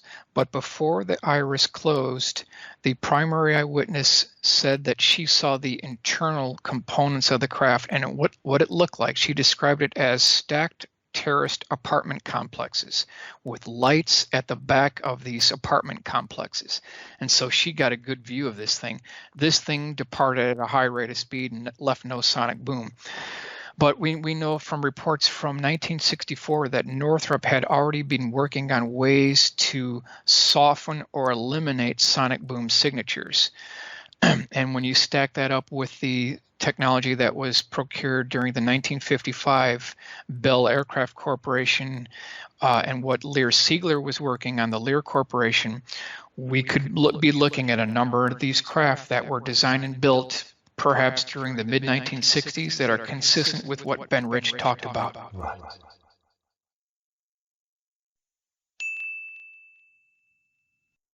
All of our files are free and will remain free. If you like the show, you can show support by donating $1 to help with expenses. Just use the PayPal link on our website, YouTube channel, or Facebook page. Thanks. Hey, I'm thinking I should have you back in the future for a show on anti-gravity. You know, is that feasible? How would you Sure. look at that in regards of human technology? Is that something you feel you're able to fill a show with? That subject? I would just highlight the newspaper articles, maybe get into a little bit more what we talked about before. But when you track those newspaper articles from the mid-1950s, you can see a pattern developing that they definitely made a breakthrough. Right. Even Greer talks about October 1954 when the breakthrough was made. That's consistent with what the newspaper articles are talking about. They definitely made some kind of a breakthrough. So when you see these craft in the 50s, 60s, 70s making these 90-degree right angle turns that we hear about in the Belgium Triangle wave, they've already done the research. They've already poured billions into the programs. The Reagan articles talk about the billions that were spent. So when you tie that all together, the research, the money, the funding, the Skunk Works engineers, we've got a whole black world, a black landscape that's never been seen. Yeah, and you can make a case for up to the 50s because that's a breakthrough. That means they've been doing it for a long time. Right, that's right. Right, they don't just get a breakthrough the first time they sit down. And we can make a case for the mundane science from the 30s, maybe all the way back to Tesla, but at least from the 30s. And that's also when money was pumped into this due to the war. From the 30s and the 40s, there is a pristine, like a virgin science that can lead to this direction, because all of that science pre-war, pre-Second World War, kind of went black. It just, people stopped. You know, before the war, there was a lot of breakthroughs in terms of vibrational science and what you call it, torques, you know, spinning and stuff like that. And all of this stuff. And there's still gizmos around on the private market from the 30s science. But no one is exploring it, at least not white, after the war. And that's so suspicious. Yeah. So I think they laid the groundwork in the 20s and the 30s. The 40s, everything went black and was hijacked by the paranoia and the military-industrial complex. And then in the 50s, they get their breakthrough. But then within at that point, science has been completely hijacked and taken over by the power interests. Well, there's a book called Blunder, How America Gave Away Nazi Super Secrets to Russia. So Russia plays a role in this. Yeah. There's absolutely a Russian component to this. Yeah. But then there's a report from Jane's Defense Weekly that discusses something called the Dawson Report. Now, this report was kind of a complete packaged document that highlighted all of Nazi Germany's breakthroughs in low observable stealth technology, radar cross-section reduction. All of this was handed to Washington, D.C. sometime after the Kennedy assassination, and this is by the British government. So according to the article, there's been a long-standing, intimate, close relationship on stealth technology between the British government and the United States. This has been going on for decades. Yeah. So you put that together with what the Nazis were doing at the close of World War II, what was procured under the British intelligence agencies handed over to the American government. There is absolutely no question that just tremendous technologies were built during this early Reagan buildup, stemming back from what can't deny what the Jane's Defense Weekly articles are telling us, that a lot of the RCS reduction research was going on by Nazi Germany at the mid to close of World War II. And you say some stuff was spilled over to the Russians. A lot of material was mistakenly gave to the Russians. American Army officials, there were truckloads full of patents, design blueprints that were given over to the Russians. And so they may have had a jump on some of the space activity. Yeah. That's why they may have gotten into space earlier than we did. As far as getting the satellites there, some of their early designs, they do things different over in Russia because they don't have as much red tape as we do here. If they have a program, they'll just say, go for it. Over here, according to Ben Rich, it was said that we build things like ladies' watches over here, but over in Russia, they build things for practicality. And that's why they can get something done faster over there. Over here, we got all this red tape and budgets you got to do. Over there, they just go out and do it. That's why when you see Russia, it's always larger than life over there. Huge bombers and things. But you have to cater for the InfoWars that was going on back then. If America had all these black deep state America had huge breakthroughs. Remember, first of all, Russia had their own Nazis, but the Nazis in Russia would be less efficient, I guess, than the one here, because the ones here were always calling the shots at some point. But if, and this is Hoagland's point, if they have a huge breakthrough, let them win in the white world. Let us think they're ahead of us. So first of all, that would give an incentive to pump more billions into this, even just on the white area, which can afford a white space program. And second of all, it will make the Russians off track if they think that they're ahead. Yeah. You've got a good point. That's a good point. Again, it's not my point though, but yeah, it is a good point. Let's talk about one other quick case here. This is March 5th, 2003, pointing toward a man-made explanation for a lot of these. Yep. This came from QFOS, that was 2457 West Peterson Avenue, where they have the largest collection of private UFO cases that are generally available to the public, but no one bothers to review it. One of this case is just incredible. It's a large triangular shaped craft that has this cross beam and girder construction. The primary eyewitness said that when this thing flew over, his direct quote, craft caused pictures to fall off living room wall and shook the entire house as it passed overhead. Jeez. And he said that this thing had the structure that resembled rivets from a truss bridge, like rusty rivets from the Golden Gate Bridge. That's how this thing was held together. Now, I just question how anyone could think that this could be an alien craft when you've got rivets holding this thing together. A lot of these things were rusty. It had this, yeah, when was this sighting? This was March 5th, 2003, Missouri. Oh. And, this is just another simple example of this triangular shaped craft with the cross beam and girder construction, with the fasteners holding this together. Certainly doesn't appear to be an alien technology. No. Can McAndlish trace an evolution also just by his illustrations? Yeah, I think he can. He can. A lot of these craft are... When you see and you hear about rivets, when you hear about panels, when you hear about cross beam and girder construction, when you hear about tubes, pipes, and cylinders, Legos on the bottom of this thing, you can put together a really good case for man-made technology. Yeah. Unless the aliens are made of Lego. But Right. yeah, but it is suspicious. It is, and also we have to understand that the black world. I mean, it went. Even the white face of it disappeared after the last Apollo. Was it 17?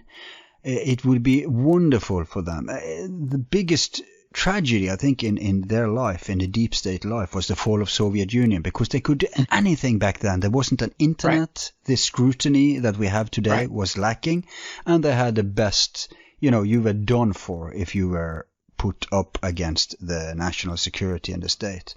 Well, after the fall, it must be much harder for them to keep this under wraps and go with especially the excuse that we have an enemy. So well, they're always trying to figure out a new enemy to justify defense spending. That's always been what they've done. They have to create a new boogeyman.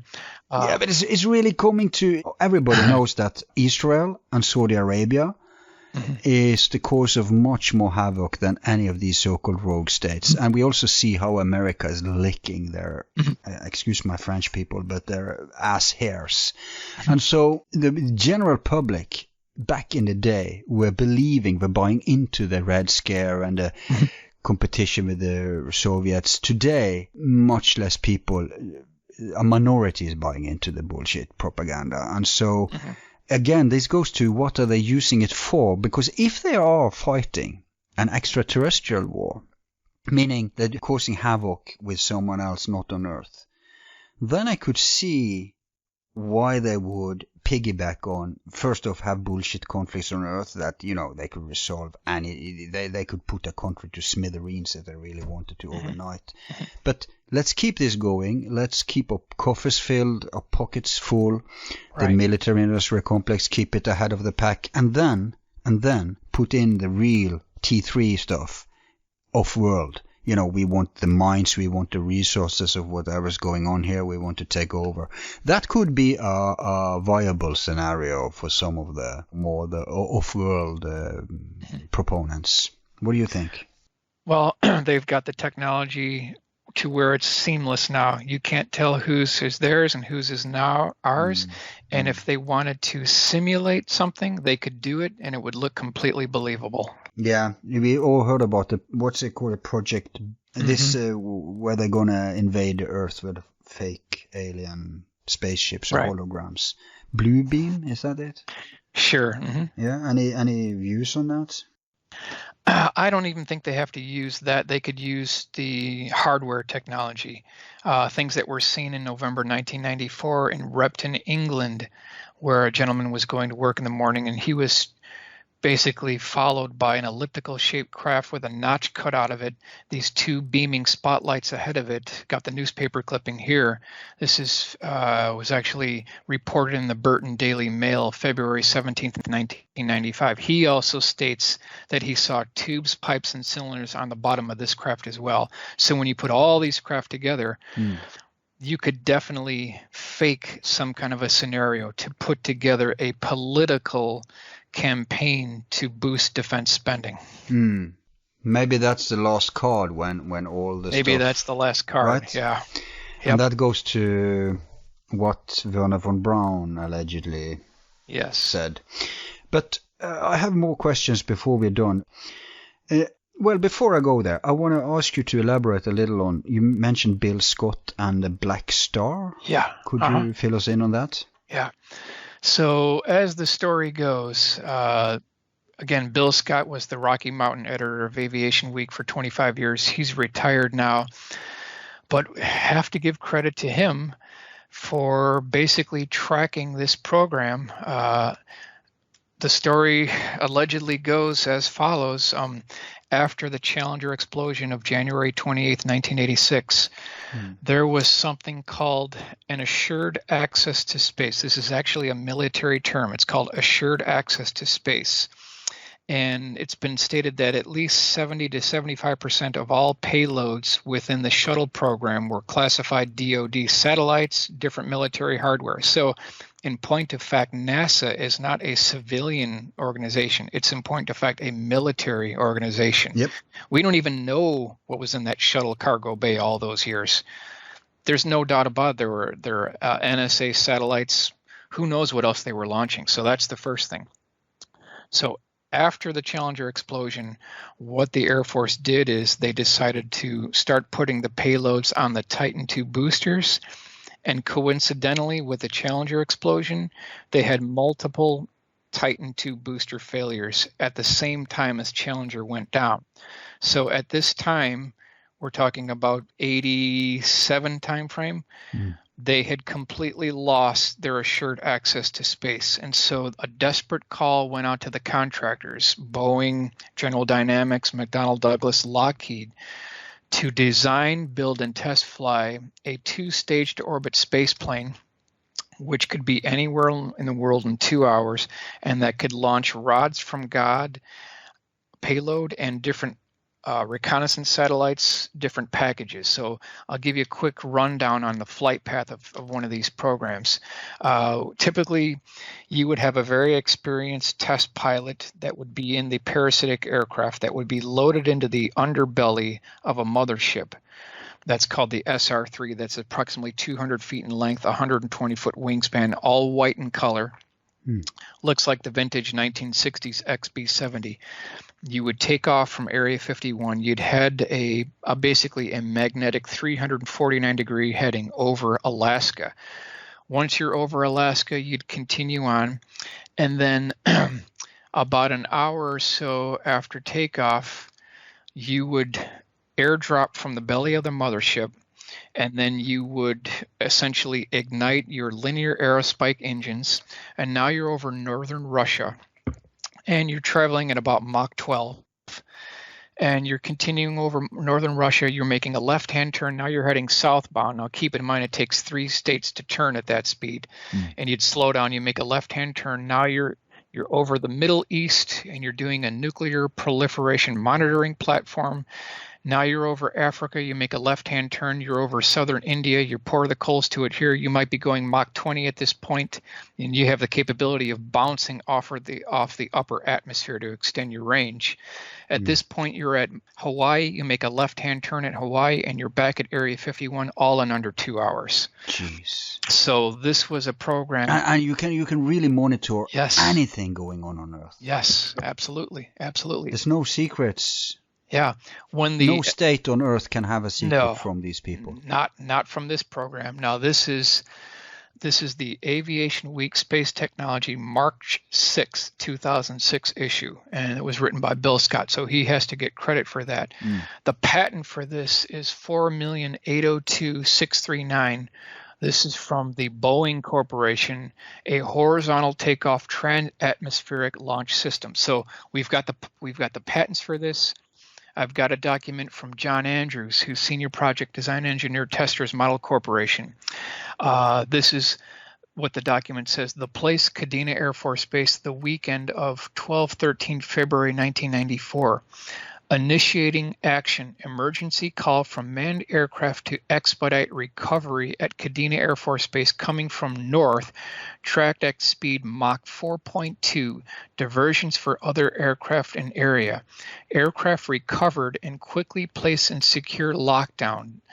Red lockdown declared at base. Other pilots landing kept and slept in ready quarters. So here we have a report in 1994 of a classified aircraft entering Kadena Air Force Base airspace. Other F-15 pilots had to circle around and were told to stay away. It was coming in at Mach 4.2. So right there, you can eliminate the SR-71 because the SR-71 doesn't go Mach 4.2. So this is some other aircraft that landed there. It was picked up by a C-5, flown back to Holloman Air Force Base 1994, and was seen by an F-15 pilot who was a transient pilot at the time. He saw the unloading of this at the far end of the field. This is back in 1994. So we've got his testimony on file as well.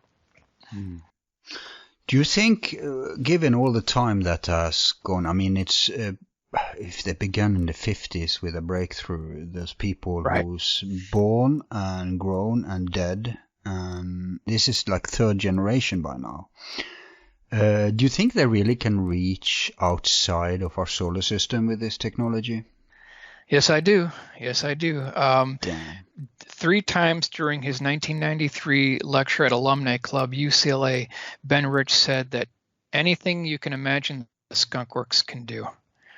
So anything you can imagine the Skunk Works is do. They've got the technology. They've made the breakthrough. Yeah, I believe we do have the technology to go exo-atmospheric, extraplanetary, outside the solar system. Yeah, I do. It's so criminal that this information is kept away from us. We're really kept in a medieval stage here. Mm-hmm. If you compare, there's less difference between our official public paradigm today and the paradigm they had in the medieval ages. There's less difference, development from that to this than there is from where we are now and what these guys are private to. Yeah.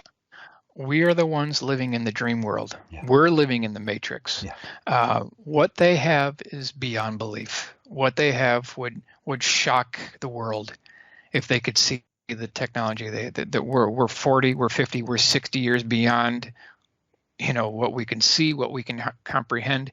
It's just a dream world. Might as well be 6,000 years. Yeah. Might as well. And imagine if you're just a low-level human being and you get your chance to get in on this. I mean, who wouldn't sell all the principle of disclosure and everything just to travel to the stars? Sure. Jeez. Yep.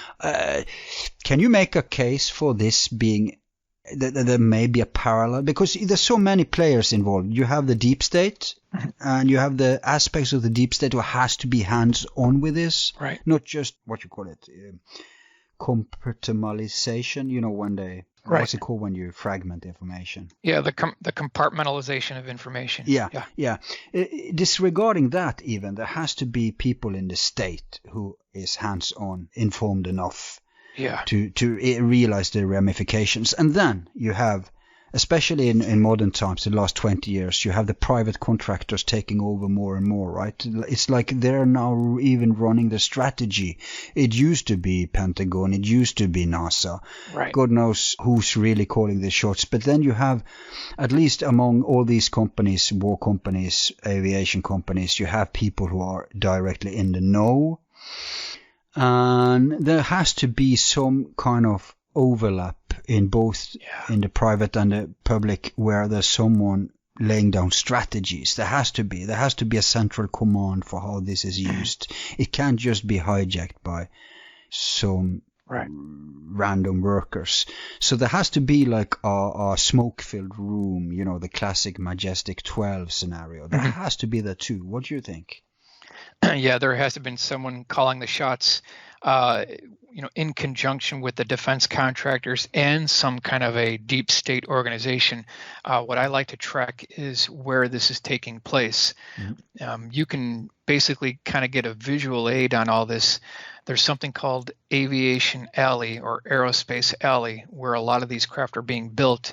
This stems from San Diego all the way up Pacific Coast Highway to the Hawthorne Northrop facility, Burbank Skunk Works, which is now Palmdale, heading up the 14 to Palmdale, Lancaster. You've got Edwards Air Force Base, the North Base Complex, all the way up to Mojave, California. So that's where a lot of these craft are being built. Lots of it is going on the West Coast. On the West Coast, specifically in Palmdale at Air Force Plant 42, where final assembly of a lot of these craft take place. So if you want to know where all this is going on, Air Force Plant 42 is the central hub of the California military aerospace. What states are pointed out as hot zones for this technology? California you mentioned. What other states? Yeah, Texas as well. Texas, right. Yeah, Dallas, Texas, Fort Worth, Texas. General Dynamics certainly had a big hand in building a lot of this as well. The A-12 Avenger 2 was involved. That's another thing we should point out too, is when you were talking about compartmentalization, Bill Scott that stated that to fund the Black Star program, engineers charged time to the NASP, National Aerospace Plane, and the A-12 Avenger II program that was canceled by Dick Cheney January 7th, 1991. So that's how they were able to hide it, by charging it to other programs. Right.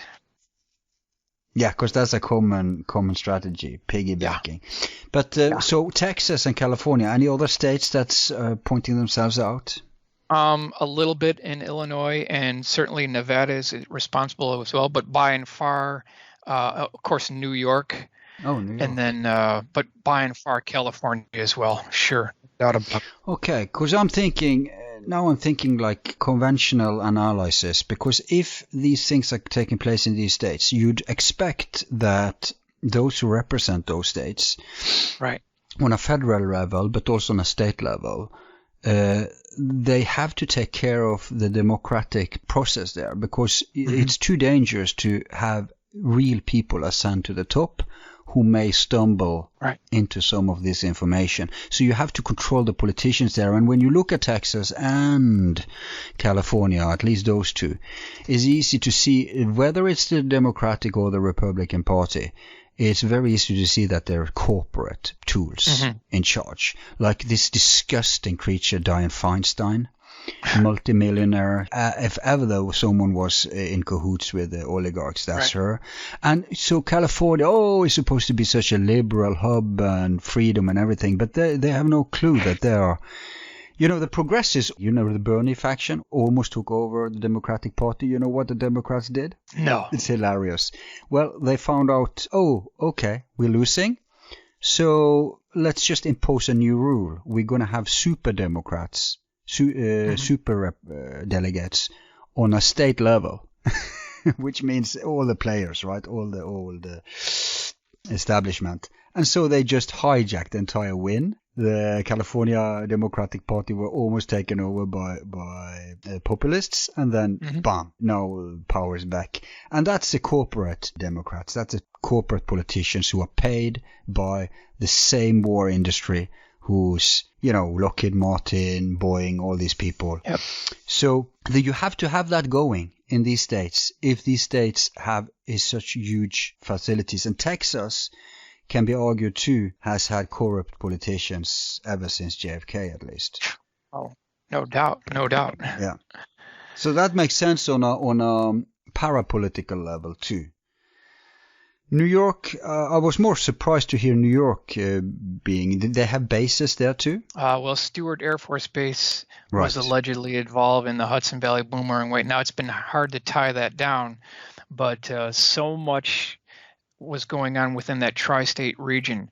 Danbury, Connecticut, Yorktown Heights, Pennsylvania was involved. But basically the area 40 miles north of downtown New York City definitely was the heart of the Hudson Valley Wave. Now, interesting to point out that this thing never appeared over downtown New York City, and there were not any jets scrambled after these craft when they appeared, like hovering over the freeway. They never had any jets scrambled. So even that tells you that there was a man-made component to it. They never scrambled anything. No, and they always would, because we have reports when they start chasing stuff. Yep. That's right. Like the one that Luis Elizondo were leaking. I mean, it could be a case of one hand doesn't know that this belongs to the other hand, and that's why they were chasing it. Or it may be more likely actual exotic, because they're hard-pressed to release something that they themselves are behind.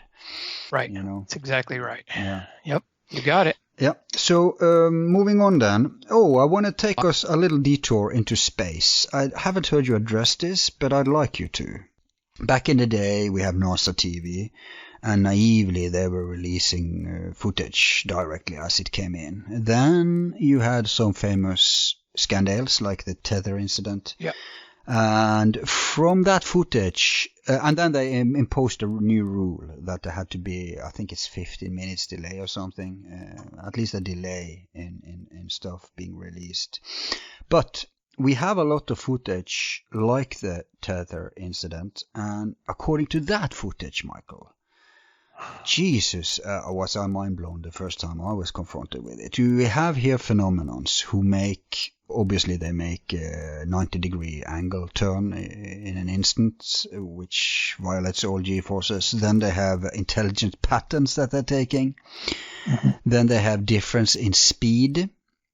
Then they have popping in and disappearing as soon as that happens. I mean, we have all these traits. I could go down the list of analysis of this, Right. but they're making patterns. I don't think that's just behaving like dust or whatever else they go to excuse in these cases, where they even try to reproduce it to prove that it wasn't real. But hey, a magician can reproduce any paranormal phenomenon. It doesn't mean that that phenomenon was produced like that originally. And when we have all these things they haven't debunked, they haven't imitated all the stuff I mentioned and more, then you know you're dealing. And you, of course, the big thing, analysis has shown that they went behind the tether, not in front, but behind. Yeah. So it is real. The footage is real in that there are something out there that we don't know what is. I mean, it could be energy phenomenon, it could be entities that are alive.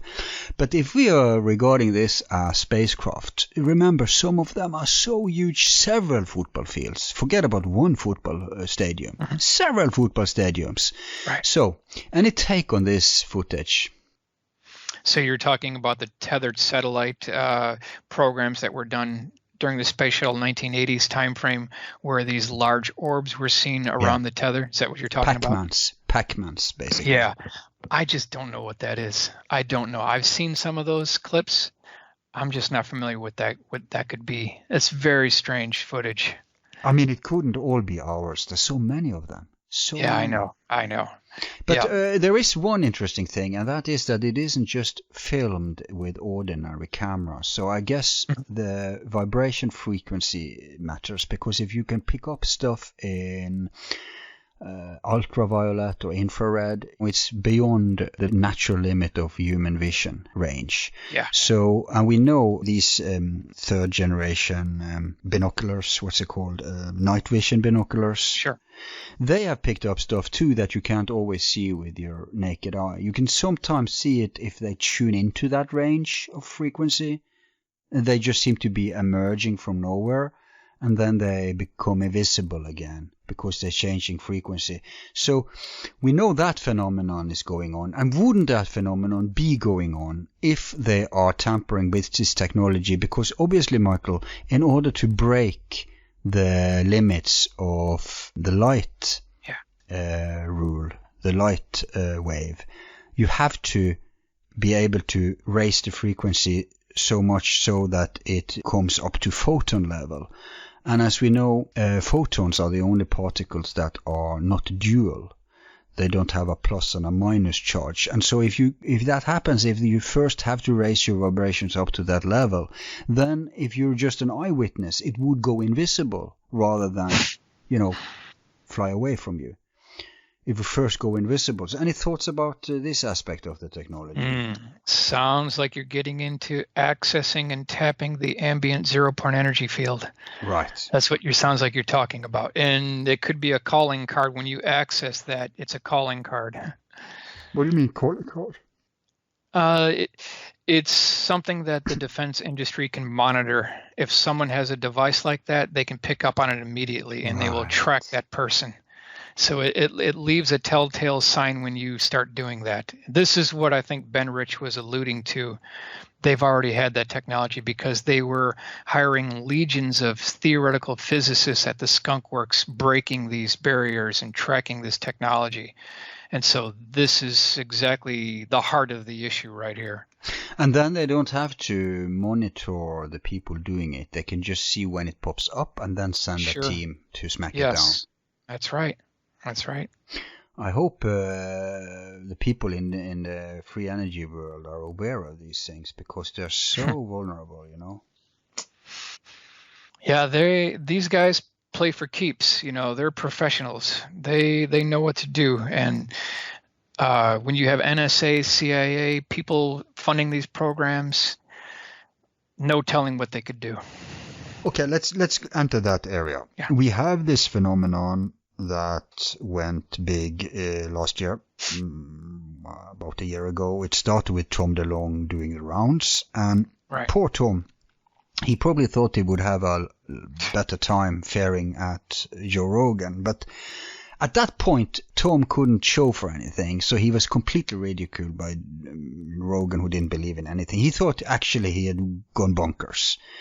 Then, and that's when all the hate started. And I'm neutral on this scenario, just so I'm flagging my position. And then what happens next is that people are actually backing up Tom DeLonge.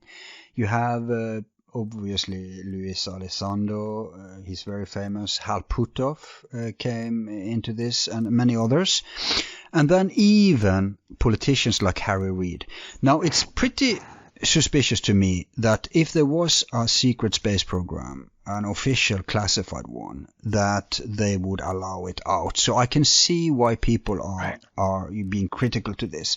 But my point is, at least they are bridging the gap between the public, because they are not airing their approach to the professional ufologists or people paying attention. They are trying to reach the public. And the general public was swayed a little bit, despite all the hate and the negativity on this project.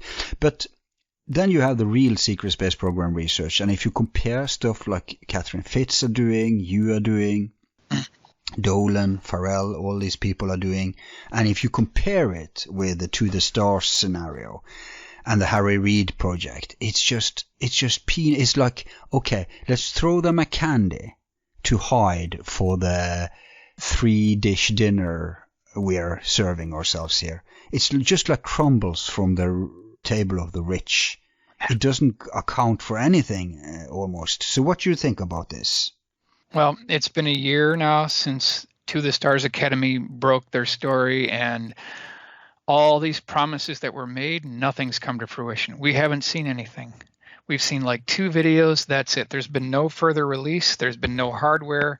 There's been no documentation. There's been nothing. So to me, I think it's a failure. It just never went anywhere.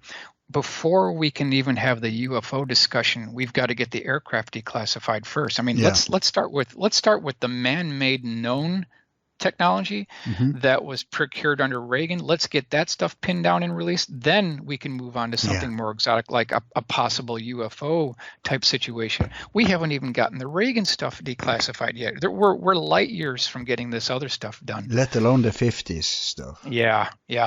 I mean, we need to be focusing on what our taxpayer dollars have paid for over the last 40 years, get that technology declassified, the technology that can be released. Right. A lot of that will never be released, cannot be released, because it has a direct bearing on national security. Yeah. But the ones that Ben had talked about that are 40 or 30 to 40 years old, some of those programs can come out. Let's get those released first. Then we can have a discussion on programs that go beyond those and possible something that might be ET or extraterrestrial. Then we can have those discussions. But we're not even at this level 1 discussion yet.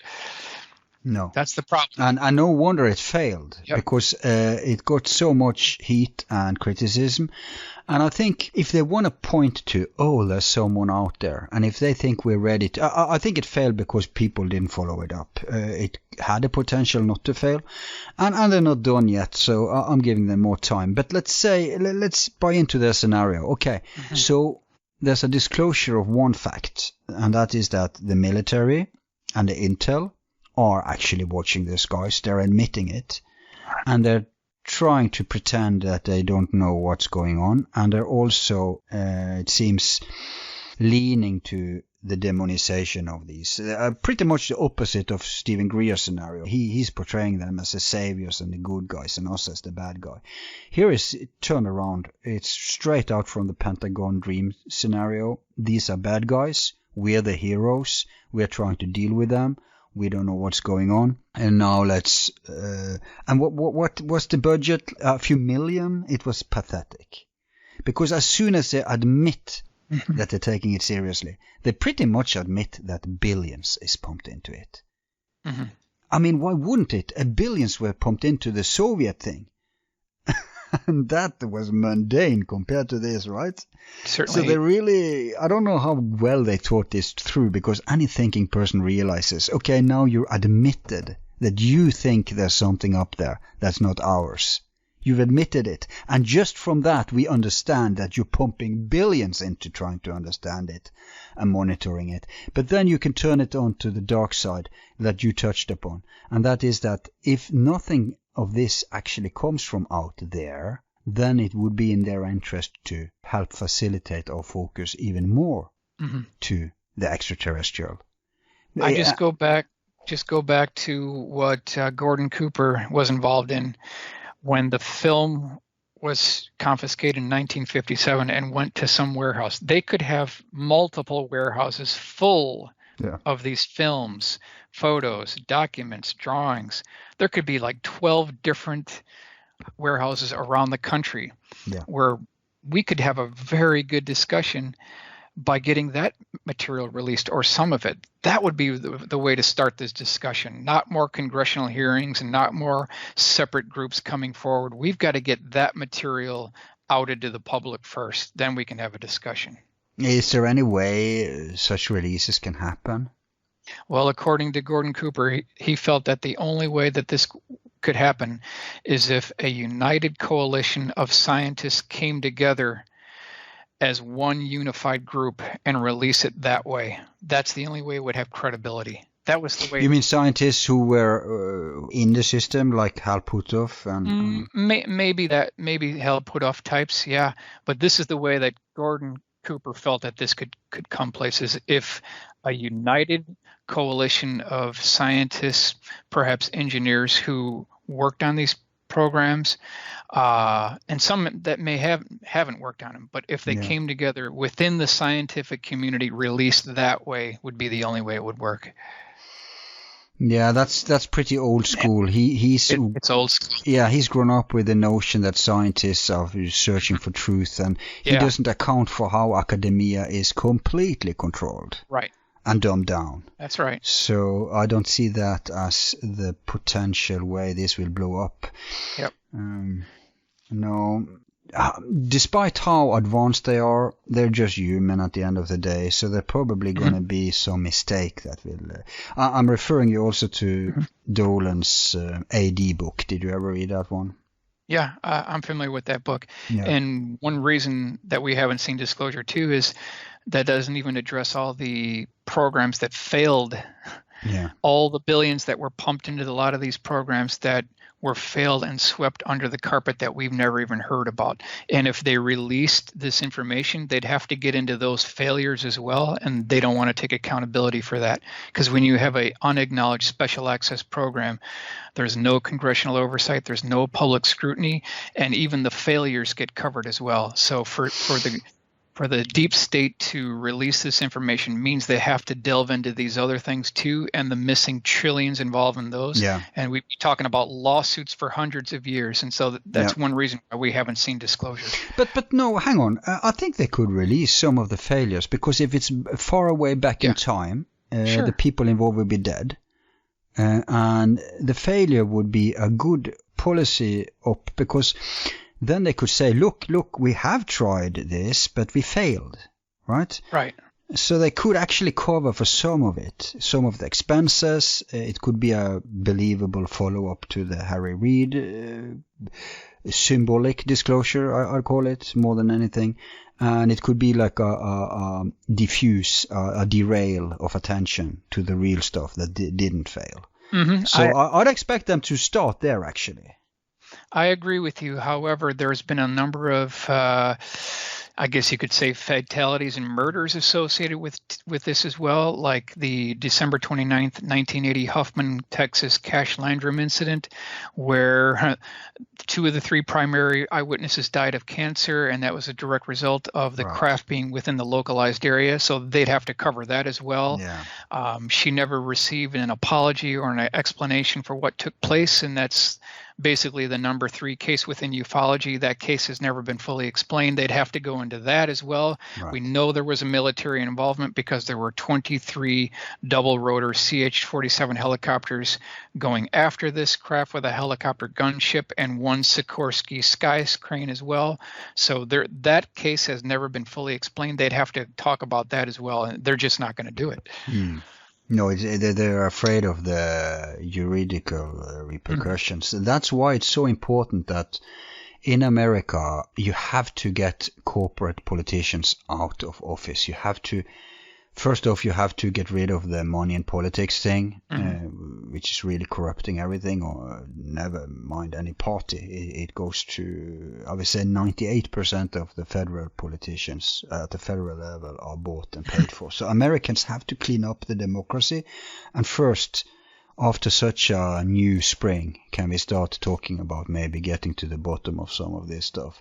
But of course, we also see that the more populist a politician is, the less he is clued in on this stuff. What's your view on the president knowledge thing? Which president do you think knew and which are not? I don't think that presidents have a need to know because they're temporary employers. They're just in temporary employees. Kennedy may have known some. Reagan may have known some. Hang on, Kennedy may indeed have been murdered for not just knowing, but threatening to cooperate with the Russians about it. Sure. I think certainly Reagan was briefed on some of the technology, but when you get to the tier 3 and beyond, it's debatable how much Reagan knew. It really is.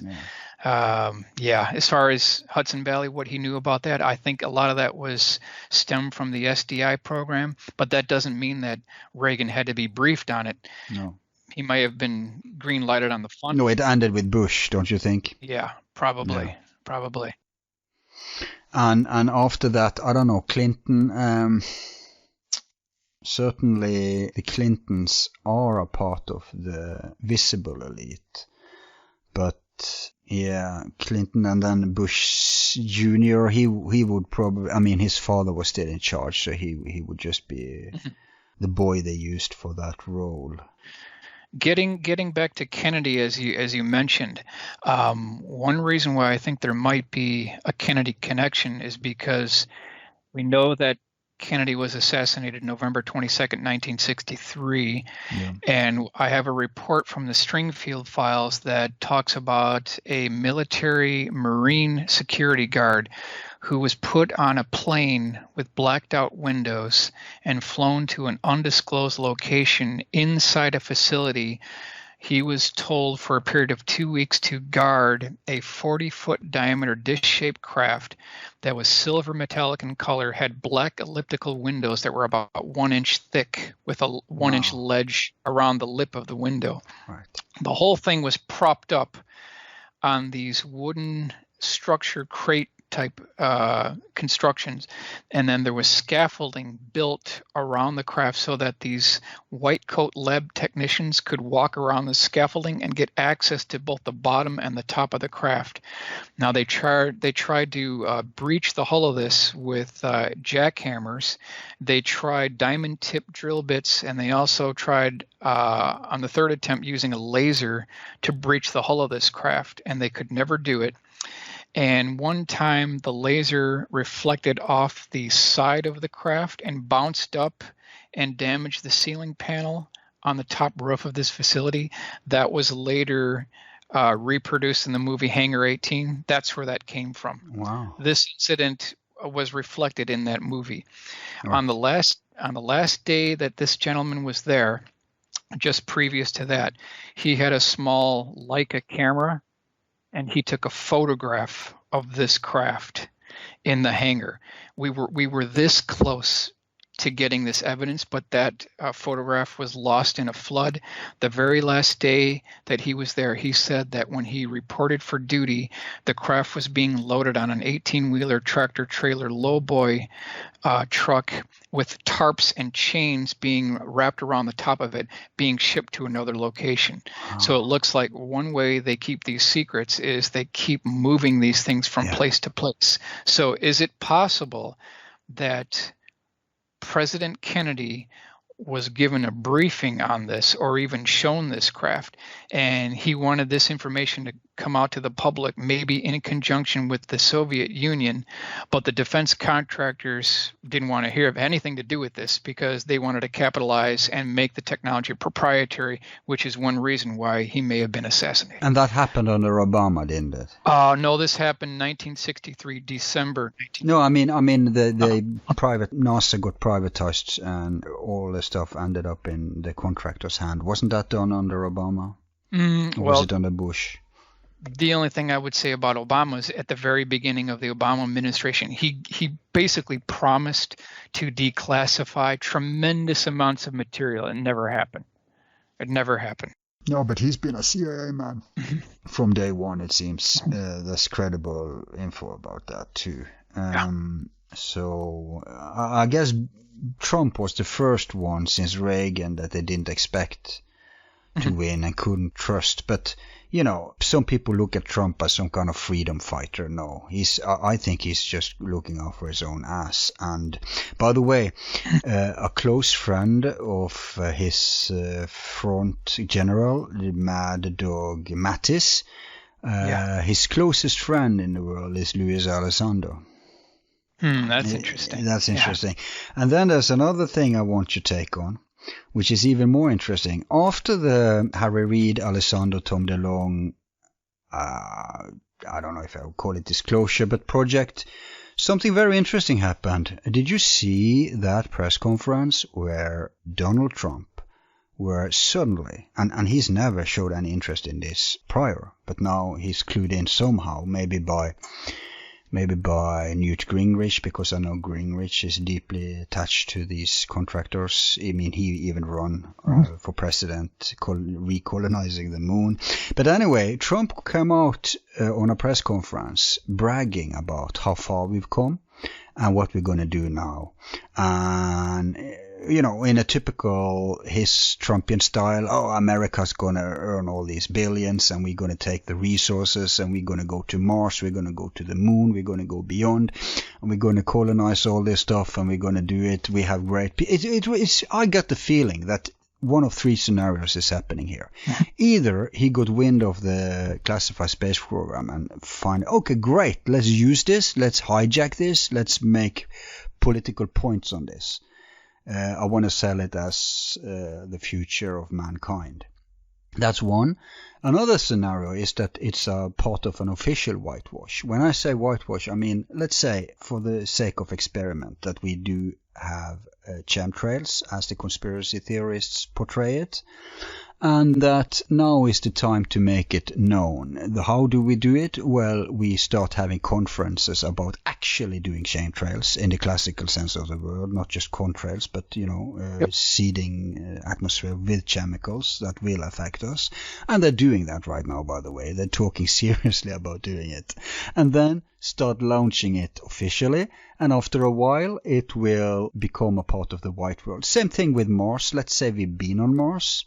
Let's say we have the technology to do it, and let's say we want to make it white. How do we do it? Well, we start talking about having official trips to Mars. We start having them, and after a while it will all be conflated. Suddenly the technology will take off, like internet did, and before you know it, it's become mainstream, trivial, and a part of the white world, and so no question raised about what happened before. So that could be happening here too with a secret space program, or it may be that it's a follow-up that was arranged and he just telling us what he's been told to say. So there's many potential ways to go with this. Do you have any... First off, did you know about this press conference? Did you catch it? I don't think I knew about that press conference. The only thing I'd say about Trump is that I think he's just a team player. He's reading from the script, and I don't think he's been clued in on Black Star. No. He hasn't been clued in on these other programs, and they're going to use him like they use the other presidents because he's just a temporary employee. Yeah. But you should really check out that press conference because unlike Clinton or any other people they have there, they are professionals. They know what to say and not to say. Trump isn't that sophisticated. He'll say whatever is in his mind within his own ability to. So he could spill beans.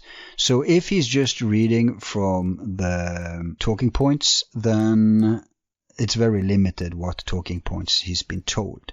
But from what he said, even if he kept within confidentiality limits or if he stepped a little outside, it's mind-blowing stuff. I'll send you the link after the show and you can take a look. Sure. I'm sure you're going to have some thoughts about it because the elite is there. Everyone is there. NASA elite is there. Lockheed Martin elite is there. Boeing, everyone is there. And he's talking about how we're going to take over the future, how the private contractors, this is a new dawn and blah, blah, blah. I got the airy feeling they're trying to prepare us for something, you know? Is that where he talked about creating a space force? Yeah. It was 45 minutes. The first 50 minutes is just bashing political opponents and just bullshit, but like I always done. But then the last 45 minutes, he's even naming people in the audience there who are high representatives, and he's kind of pulling their legs or teasing some of them, and he's spinning this nationalistically, like yeah, it's all this great, but America is this is gonna be. Untold millions can be made out of this potential. It's almost as if he got the wind, because he's never mentioned anything like this before, and he's never been proven to be interested in anything like this before. And it comes out of nowhere just a month after the Tom DeLonge disclosure. Okay. So I don't think it's far-fetched to look for a connection here. We could be looking at an implementation of some of this technology. Yeah, definitely. And the same kind of thing, Antarctica. You know that these people are down there now, right? Lockheed Martin is hiring. The different congressional members have gone down to see something. Yeah. Yeah, no, but also that we have private contractors establishing bases there, like Lockheed. And another one, I forgot what they're called. What would they be doing there? Could that be a good place to ship off all the secret technology? I suppose it's possible. What are these guys looking at? What are they seeing? I think everyone's trying to figure that out. Yeah. What are they flying down there to look at? What is so important that they have to see, that they have to fly down there? Yeah. Of course, there is the theory that it can be antediluvian technology. Or even traces of an advanced antediluvian civilization. But just at the logistics of it, wouldn't it be perfect? Or are there any scientific reasons they cannot have a basis for exotic technology in Antarctica? Is the cold a factor here, or the pole? No, if they can build these craft, then they can build the facilities to support it. It's not a big deal. Yeah. It's not an issue. There's no technical issue that they can't overcome at this point. And it would be away from prying ice, right? Yeah, who goes down there? Who goes down there in any capacity? Yeah, penguins. Yeah. It'd be a great place to hide something. Yeah. Because you were saying how they were shipping stuff from one base to another. In the long run, they need a better viable solution than that, right? Sure. With this technology, you could talk about sending something that's 10 times bigger than a 747 as a cargo transporter. Yeah. There's no telling how much you could transport in a matter of hours that would take weeks or months to do. And you just need to build your first prototype down there or ship it there. And as soon as that's there, that can transport. I mean, they have to have exotic transporters too. Can't just rely on the planes we know. If the 1955 newspaper articles are correct, which it appears they are, then there's no telling what these guys can do as far as breakthrough ways of transportation, civil transportation. We're not going to see it. No. We're still takes 11 hours to get to Heathrow Airport.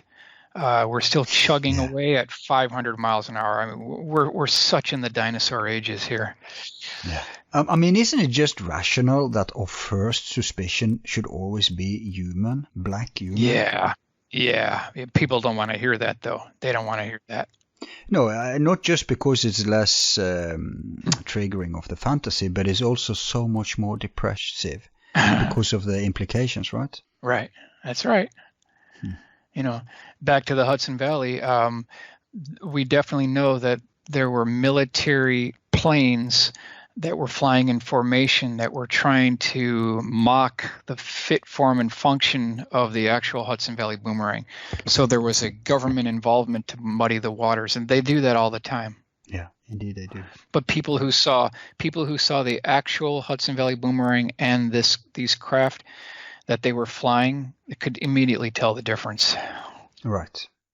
And is that always because those people themselves have been involved in the military, or isn't that a requisite to be able to tell the difference?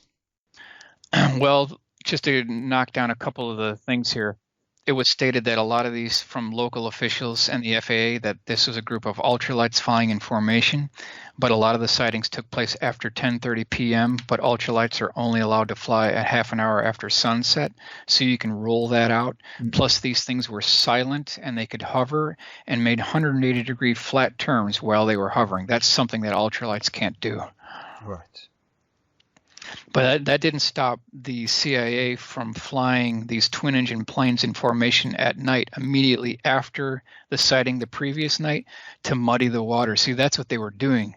They were trying to cover their own tracks with another aircraft. Yeah, muddying the waters. Yeah. Yes, right. That's the go-to strategy, and it works. They do it in so many levels, including introducing the alien component, because then we'll be fighting about, because that's such a Pandora's box, Mm-hmm. It can be anything and everything. This was such a huge case during the 1980s, and now it's completely forgotten. Yeah. It's completely lost to history because it's been almost 40 years now that this case, which is like the largest within ufology, is almost completely 100% forgotten. But do you think, let's say then that mundane black technology is that far and can even go off the solar system, then they need bases with people all over the place, right? And could some of the kidnappings, people are lost in millions. They need, first of all, they need males for hard labor, and they need females to keep them functioning. Or you need, at some point, you need a barista. if you're establishing a whole civilization, interplanetary civilization. So what's your view on this? Or could they be cooperating with people from elsewhere? I know this is completely speculative and there's probably not documentation to say, but any thoughts? That facet of the phenomenon is well beyond the boundaries of my focus of research. So sure. There's not much I could say about that. Okay. No, you're professional. You're not going there. But we have to, because when we take info like the stuff you're digging up seriously, we have to start philosophizing around the ramifications and the implications. And you get dizzy, folks. You get dizzy. Because, like you say, they can do anything to anyone. And they're not coming clean. And that tells me, because, if they have total control, they might as well come clean with it. Mm-hmm. Maybe that would, in many instances, be easier than wasting all the money on decoys and stuff. But it means that they may not have total control. There may be other players out there, Right. And from all the studies you've made, I'll ask you this. Could you point to something that definitely doesn't seem terrestrial? Good question. I did write a book, basically, it's called Retrievals of the Third Kind, Cosmic Crashes, Corpses, and Cover-Ups, where I basically studied the Leonard Stringfield files and put that into a book form. I came up with 119 potential crash retrievals. Some of those have to be real cases. Now, I couldn't prove it. Leonard Stringfield couldn't prove it. But there was enough smoke there to really raise some questions. So I keep an open mind. Okay. At least 2 or 3 of those cases have to be real. And from what I've read within those files, all roads lead to Wright-Patterson Air Force Base. Yeah, because I was going to ask you which are the bases that are really the most suspicious. And you say today that's one of them? I think in the past, in the present, and in the future, all roads lead to Wright-Patterson Air Force. But they've got the facility, they've got the labs, they've got the manpower.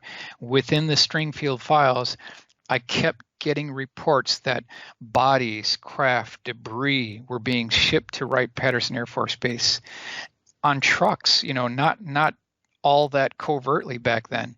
They were just being shipped via trucks. And in a lot of cases, if something crashed and it was too big, they buried it at the site.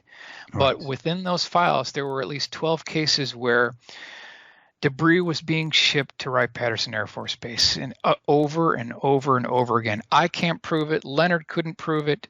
Some of his witnesses were probably hoaxers and tricksters. Some of the cases within the files were probably fake, but you would think that out of 100 and some odd cases that some of these had validity. Absolutely. What about Area 51? The bigger place to look at is Air Force Plant 42. Plant 42. Because Area 51 is too famous, right? Well, Area 51 is where they do the test flights, but the manufacturing takes place at Air Force Plant 42. That's where I like to focus my attention. And you can just drive around Plant 42 all day long. It's a lot more accessible. Where is it? And that's in Palmdale, California. It's along Aerospace Alley. So that's the primary focus of military-industrial complex. Right. And Patterson, where is that? Wright-Patterson Air Force. That's in Dayton, Ohio. Dayton, Ohio. Okay, Ohio. Mm-hmm. Interesting. Okay, so back to the private contractors versus the deep state. Who do you think are calling the shots today? Is it people in the state? I mean the permanent representatives in the state, not the temps. Or is it multinational corporations, do you think? Again, it's a speculative question, but... I still think that there's a privatized defense contractor element to this. What has Lockheed been doing the last 40 years? What has Northrop Grumman been doing? Where are their files? What is in their files? A lot of that material has never been released. So it's a combination between the privatized defense contractors and those funding them. That would be a question for Bill Perry, I would suspect. Right. Yeah. Yeah, because we also see that as soon as someone are done in their official capacity job, either it's a general or an intel officer or another bureaucrat, where do they go to work? In the private industry, among their buddies in the military-industrial complex. So it's the same people in terms of identity who's floating about in this milieu. Never mind if it's the state or the private. Yeah. You brought up a very good point. That's something that I kind of bring up in my lectures, is something called the revolving door phenomenon. Right.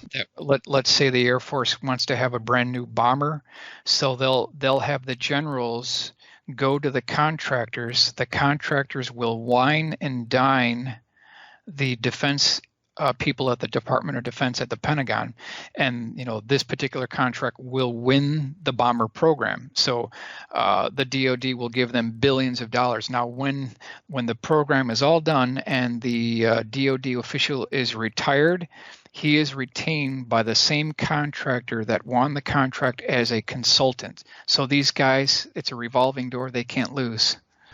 Right. This must be the most profitable thing in modern history. It must also be the biggest secrets in modern history. Obviously, anyone who can actually crack holes in this and get us some peek into whatever has to be high up in the list of people they are keeping an eye on. You would be one of those. Have you experienced anything because I couldn't get hold of you. You didn't reply to your mails. There was this guy who facilitated this interview. What's his name? Let's give him some props here. A friend of you who contacted you asking to get on our show. Not Do you familiar. remember his name? Don't recall. Shit, I forgot too. But you're out there. And I'm going to give you kudos next time I'm Michael on, okay? So thank you for that. But I have to be honest with you. I was afraid they've taken care of you, You were nowhere to be found. And you had no conferences, at least back then when I was researching you. So how seriously do you take your own security? No, I just provide a public service. That's it. No, I'm looking at government-released documents that are in the public domain that you can get at the Library of Congress. Right. So it couldn't be more open than that. Exactly. So there's basic journalistic work, actually. yeah, it's for anyone that can find it. You know, it's there. In fact, they'll give it to you for free. All you have to do is walk in there. You can literally, and I've done it. You literally walk in the front door of the Library of Congress, and you go to the reference area, and you tell them exactly what you want and what year you want it from.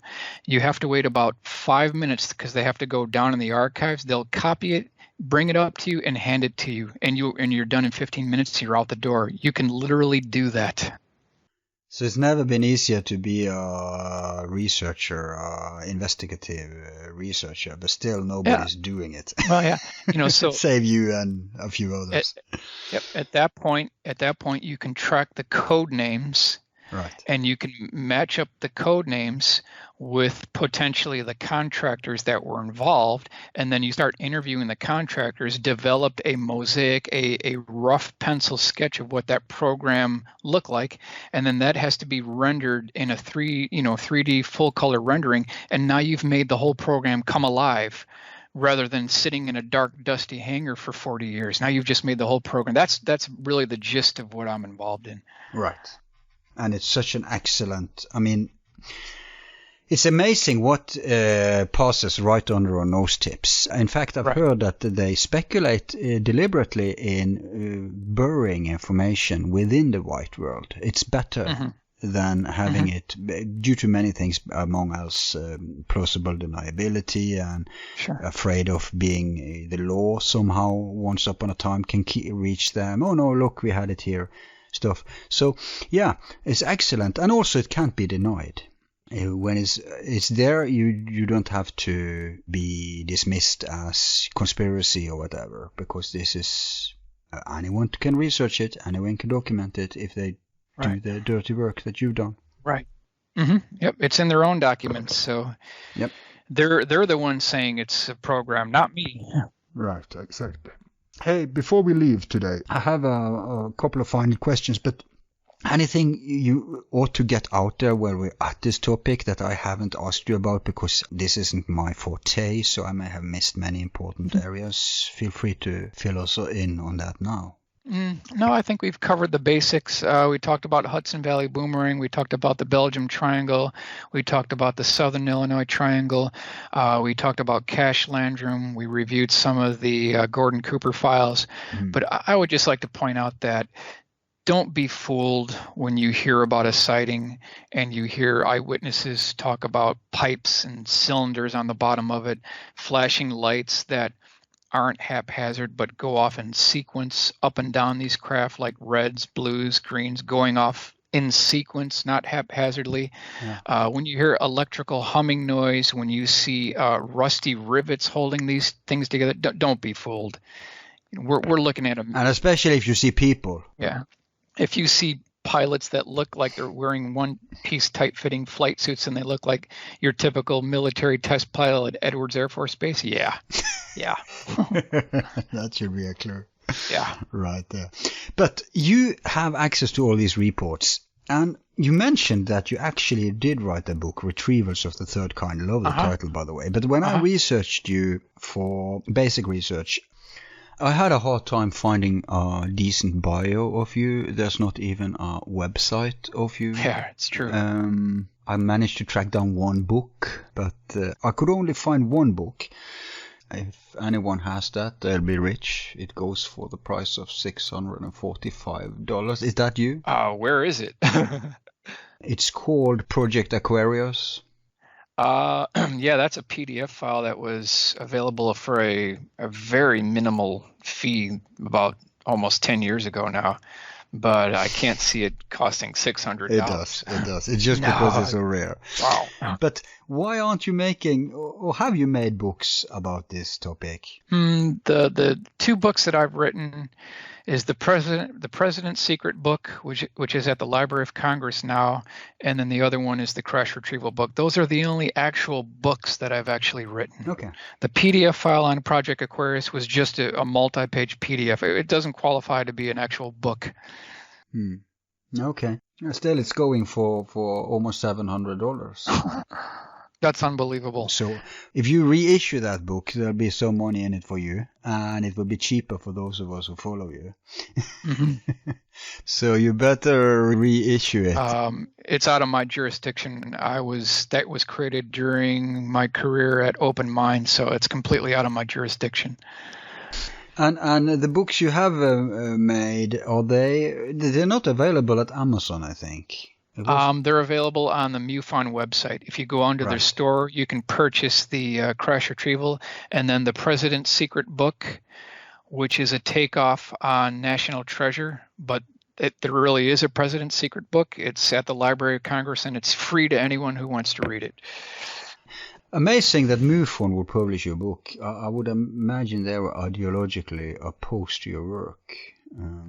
No, they green-lighted me. They green-lighted me on doing the research, and so that was kind of the agreement, where I'd be given access to the material, and then it would be put together into a form where it'd be accessible to all in one complete, concise, fully illustrated manuscript. And that's what that book is. And it delves deep within the Leonard Stringfield cases, examines all 75 three-ring binders, and I picked out of those 75 the best 119 cases and built a case around each one and fully illustrated each one. Right. Yeah. Right. Because I see you have done many magazines, notwithstanding MUFON, UFO Journal.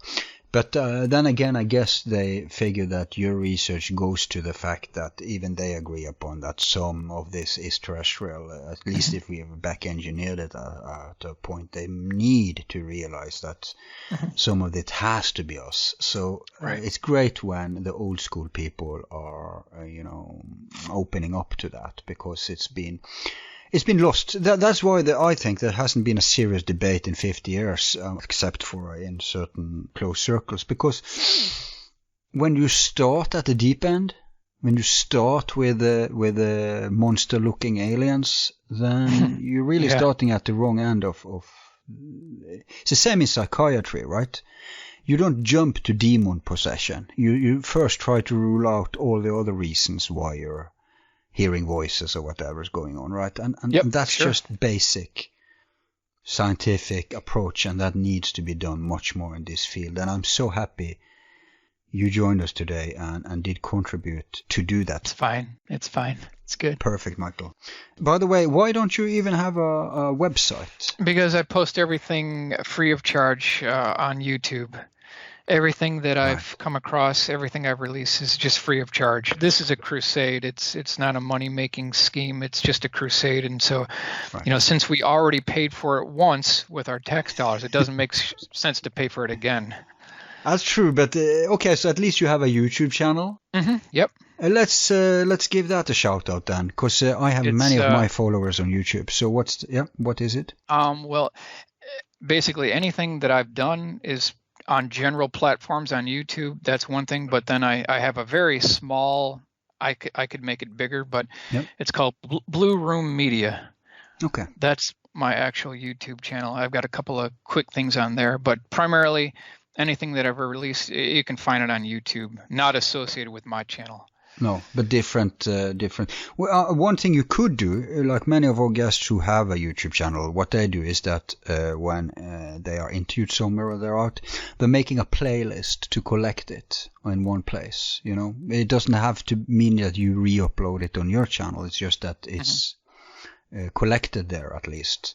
So I encourage you to do that, because even though you don't want to skim of this, you do have expenses and all that, but okay, you're being generous. You're taking care of that yourself. You don't want to earn a dime.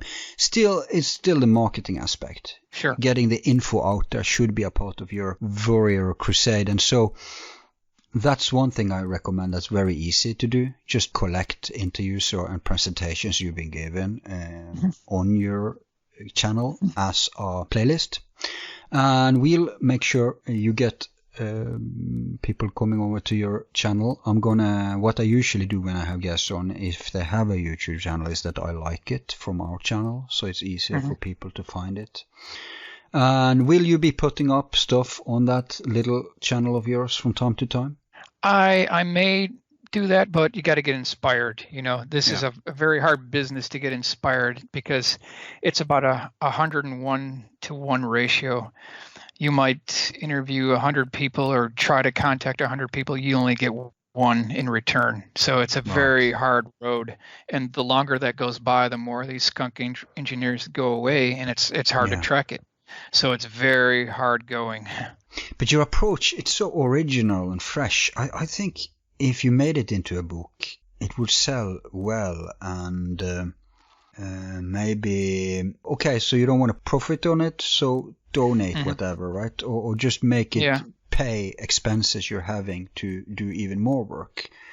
I've thought about it for a long time. It's something I kind of want to do, but in my case, it would be one all-encompassing volume. Yeah. It wouldn't be spread over 7 different versions. It'd be one complete volume. It'd be 500 pages long. It would be massive. It would be fully illustrated, and it'd be done.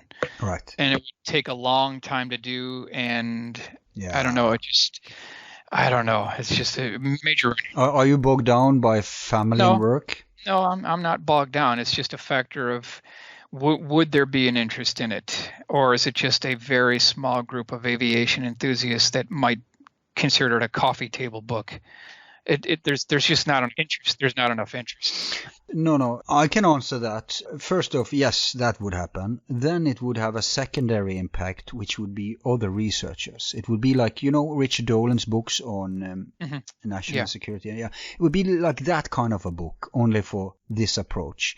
So it would be a basic reference book because nobody has done all this work, and well, you're left to 2 people now. So it would help tremendously and people like your friend Dr. Farrell. Yeah. He relies on primary works like that because he's more like a document researcher. So when people have access to stuff like that, new stuff can be uncovered just by you having put out all these facts. It can facilitate more discoveries and be a data point in a huge puzzle. You said it yourself. 50% of the puzzle is missing. Oh yeah. Right. So I think it would certainly sell enough to go around and come back in zero. But would it be big profitable? Well, today books aren't a profit-making business anyway, is it? It's just for posterity, if anything. Yeah, I mean, generally, I just want to make an impact. That's it. I just want to make an impact. And you certainly have. Thanks. You certainly have. I really encourage people to check your presentation with pictures. Then they can afford this machine gun, illustrating the pictures, and it makes sense because it's tangible. Today we've had to go a little around and keep a very superficial level on it. But you're game to come back, right? Sure, absolutely. Cool. And I'll definitely have you back. But by then, I think I've had Mark McAnlish on in the meantime. Yep. And, we want to cover all aspects of this. So for us, it was never a question. You were a must-have. Wow. So I'm so glad we got to do that. So, hey, how long have you been in this field, actually? Way too long. on the aerospace end of it, way too long. Yeah? Yeah, 30 years, about 30 years. Wow, okay. That should give you some insight. Tracking the aircraft end of it, yeah, it's been a long crusade. And when did you first come out with this research? Well, let's see. I've been studying it prior to going to college, but in '94 I started getting really involved, but it's been 30 years since I originally started this research. Okay, but coming out with it in the 90s already? I would say after '94. Okay. Where I started taking a proactive approach of actually producing material. Yeah. What I've heard from you before is obviously everything you've done in the Secret Space Program conference. Jeroen and all those people, we're very in agreement with that take. Not so traditional ufology here. So that I know, and I've heard your shows with, may she rest in peace, the lady over at Byte show. I forgot her name. Oh, really? Yeah, that's obscure. It's Yeah. long ago, yeah. Okay. Georgian, I've heard the stuff you did there. Georgia. Yeah. And I've heard a couple of things here and there that you've done in addition. Mm-hmm. I have to ask you, Michael, many years ago, before I saw any video from you in relation to this, a chap was interviewed in a mainstream TV channel. It may have been CNN, one of those, and it was Right. about, he was saying it was so trivial, it has nothing to do with Wu and, you know, X-Files playing and anything. It was just that he was arguing that many of these new advanced technology aircrafts are mistaken for UFOs. And I wonder if that could have been you. Because my vague memory, it was like a clean-shaved, handsome guy in his grown-up but youthful and into this geek technology thing, you know, knowing everything about any spacecraft. It has to be you. What was it you? Have you ever been interviewed by mainstream TV where you've actually said this thing? The only thing that I would have thought would be something on the History Channel. So if it wasn't that, I don't know. Beyond that, I'm not sure. Could have been History Channel, yeah. Yeah. Back when... Could have been History Channel, yeah. Yeah, I think it was even before they started Ancient Aliens.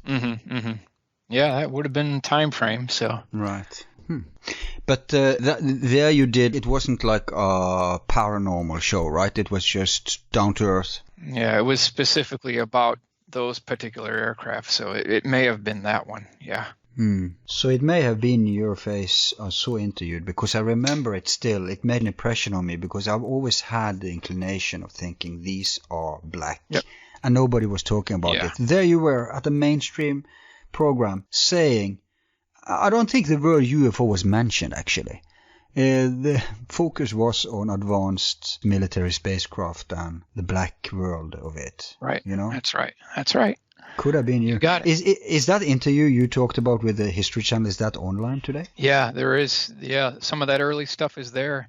That's where we interviewed Jack Pickett, where he saw 4 of those at MacDill Air Force Base back in 1967. Right. And so that was a black program that has not been released even to this day. That program hasn't been released. If we can't even get that one, then there's no telling what they have. Yeah, right. And again, this just goes to my point of you should collect many of these interviews of yours, your work in one channel. So at least if you're not uploading everything there, at least it's going to be a hub for your work. And that will help, I think, Yeah. because people are like that today. You have to spoon feed them. Nobody would do the dirty work of researching all this. Few will. Yeah. Maybe researchers will. But if you have a central hub where your perspective is put out, it will influence the field in general. Okay. Just like this show will do. Because we have the air of many people who are less into the alien Sure. scenario as the human scenario. Not just for UFOs, the same with, advanced prehistoric civilization. We have more people among our audience open for advanced human civilization rather than everything came from the stars. And it's kind of the same phenomenon we're dealing with here, actually. Yeah. The tendency to credit, the gods, the parents, the myths, instead of seeing it's actually us. Right. It's a psychological phenomenon, that. That's right. Any last words before we call it a day? I think we've covered it all. I think we got it. Excellent. First time I've heard. Thanks for coming on, Michael. Thank you. Thank you very much. And thanks a lot for your time. Hey, thank you. Thank you. Anytime. Take care. Yeah, you too. Yep. Bye. And that's our show for today. Let me add a few points at the end here, because I suspect a lot of alien lovers are upset that we're emphasizing a human causation to this phenomenon, and certainly some will complain in the comments field under this video and accuse Michael of being a disinfo agent, which is the typical knee-jerk reaction from alien fundamentalists. But use your thinking skills. How can anyone accusing the deep state of being the perps and wanting them accountable for their crimes be an agent of these same forces? That's like accusing a corruption hunter for being in cahoots with the white-collar criminals. Besides, Michael is not basing his research on guesswork, personal opinion, subjective hypothesis, etc. Indeed, he's reluctant to even speculate when pressed, but relate solely factual evidence that you yourself can verify if you can get your head out of your alien hiney instead of being lazy and clinging to your emotionally based belief system. In lieu of your own investigation, who's then the real dupe? Who's maintaining the actual disinfo? Look, what would benefit these criminals who run havoc with our money and keep us at a primitive level while we are financing their godlike ventures? Someone who tries to nail them on it, or someone who claims they are innocent and that it's monsters from outer space who's behind this? Now, you may object with pointing out all the abduction scenarios, crash retrievals with bodies, weird encounters with exotic creatures, etc. But, again, let's just spend a minimum of critical skills here. Between their proven programs for PSYOP, mind control, hologram and anti-gravity propulsion systems, these bastards have the technology to fake anything, especially an alien abduction scenario. The military and intel industry does torture and war crimes for breakfast. Do you really think it would be beneath them to abduct innocent people in disguise for whatever reason? And these so-called crash retrievals of bodies, unless you personally were present, how the deuce do you know they are true, meaning that the craft was out of this world or that the bodies, if not entirely fabricated, actually were non-humans? There's just not sufficient evidence for stuff like this. Most of it is rumors and third-hand accounts, and the chain of information always have severe weaknesses where it is sensitive to manipulations at some of the steps. Let alone the claims that these people even have created robots, maybe even biobots, that appear outlandish and alien to us. And of course, we have the real phenomenon of people who personally encounter the weirdest creatures, apparently in private, away from influence from officials. But even so, how do we know this is entirely physical? Have you noticed that more often than not there's paranormal aspect to those experiences? Not too different from psychedelic, shamanic, or even OBE and NDE experiences. No, do you have the skills and insight to distinguish a spiritual or dimensional encounter from the more mundane phenomenon dealt with today? And nobody is dismissing out of hand that there may be aliens in the classical sense of the word floating about, and that just maybe some cases can be attributed to that. But by the same token, you cannot deny that at least some are precisely a result of our covert toys.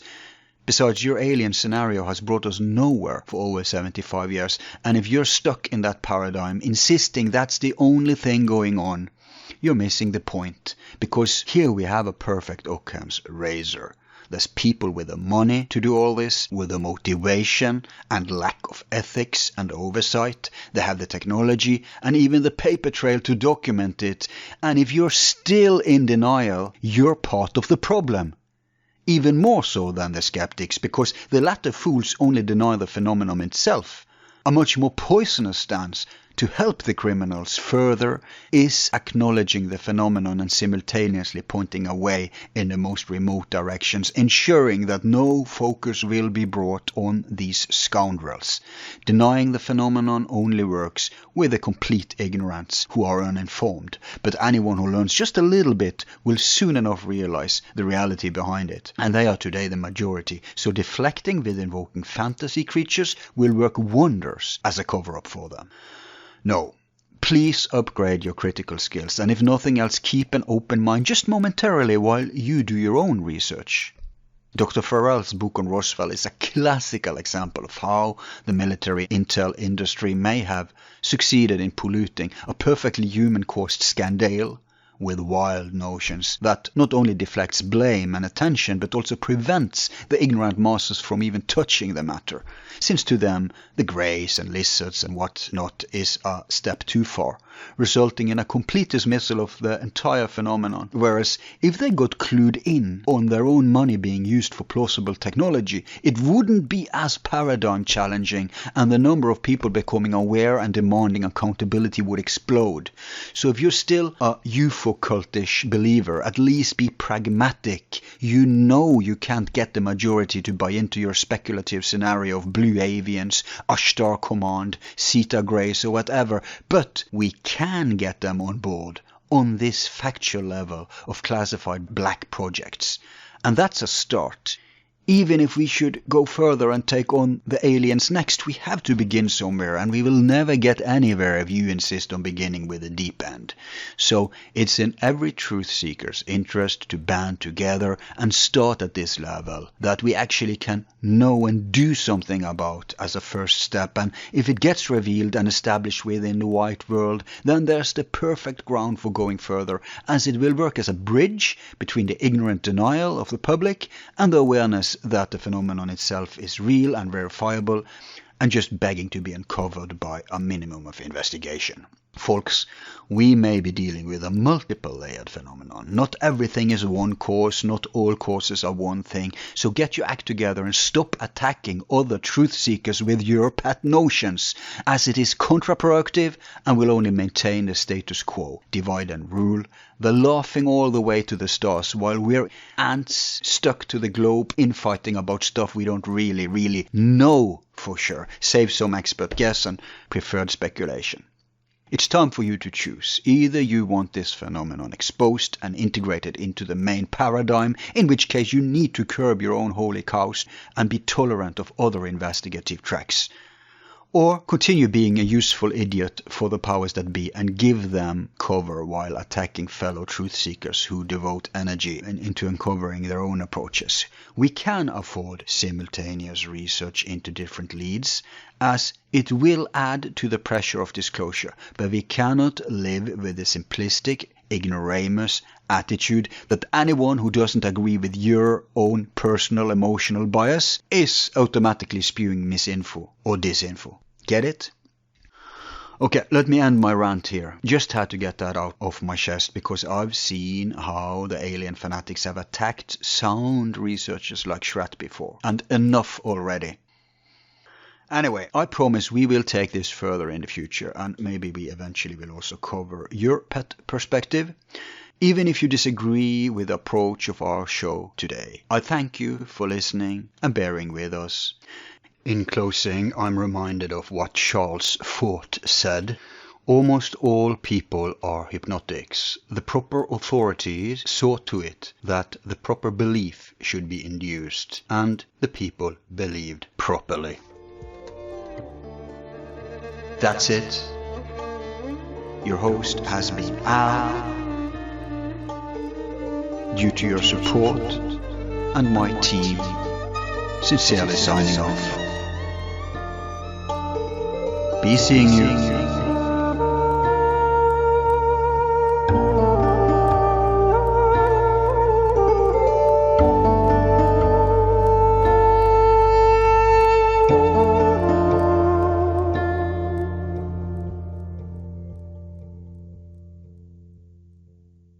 Who is number one?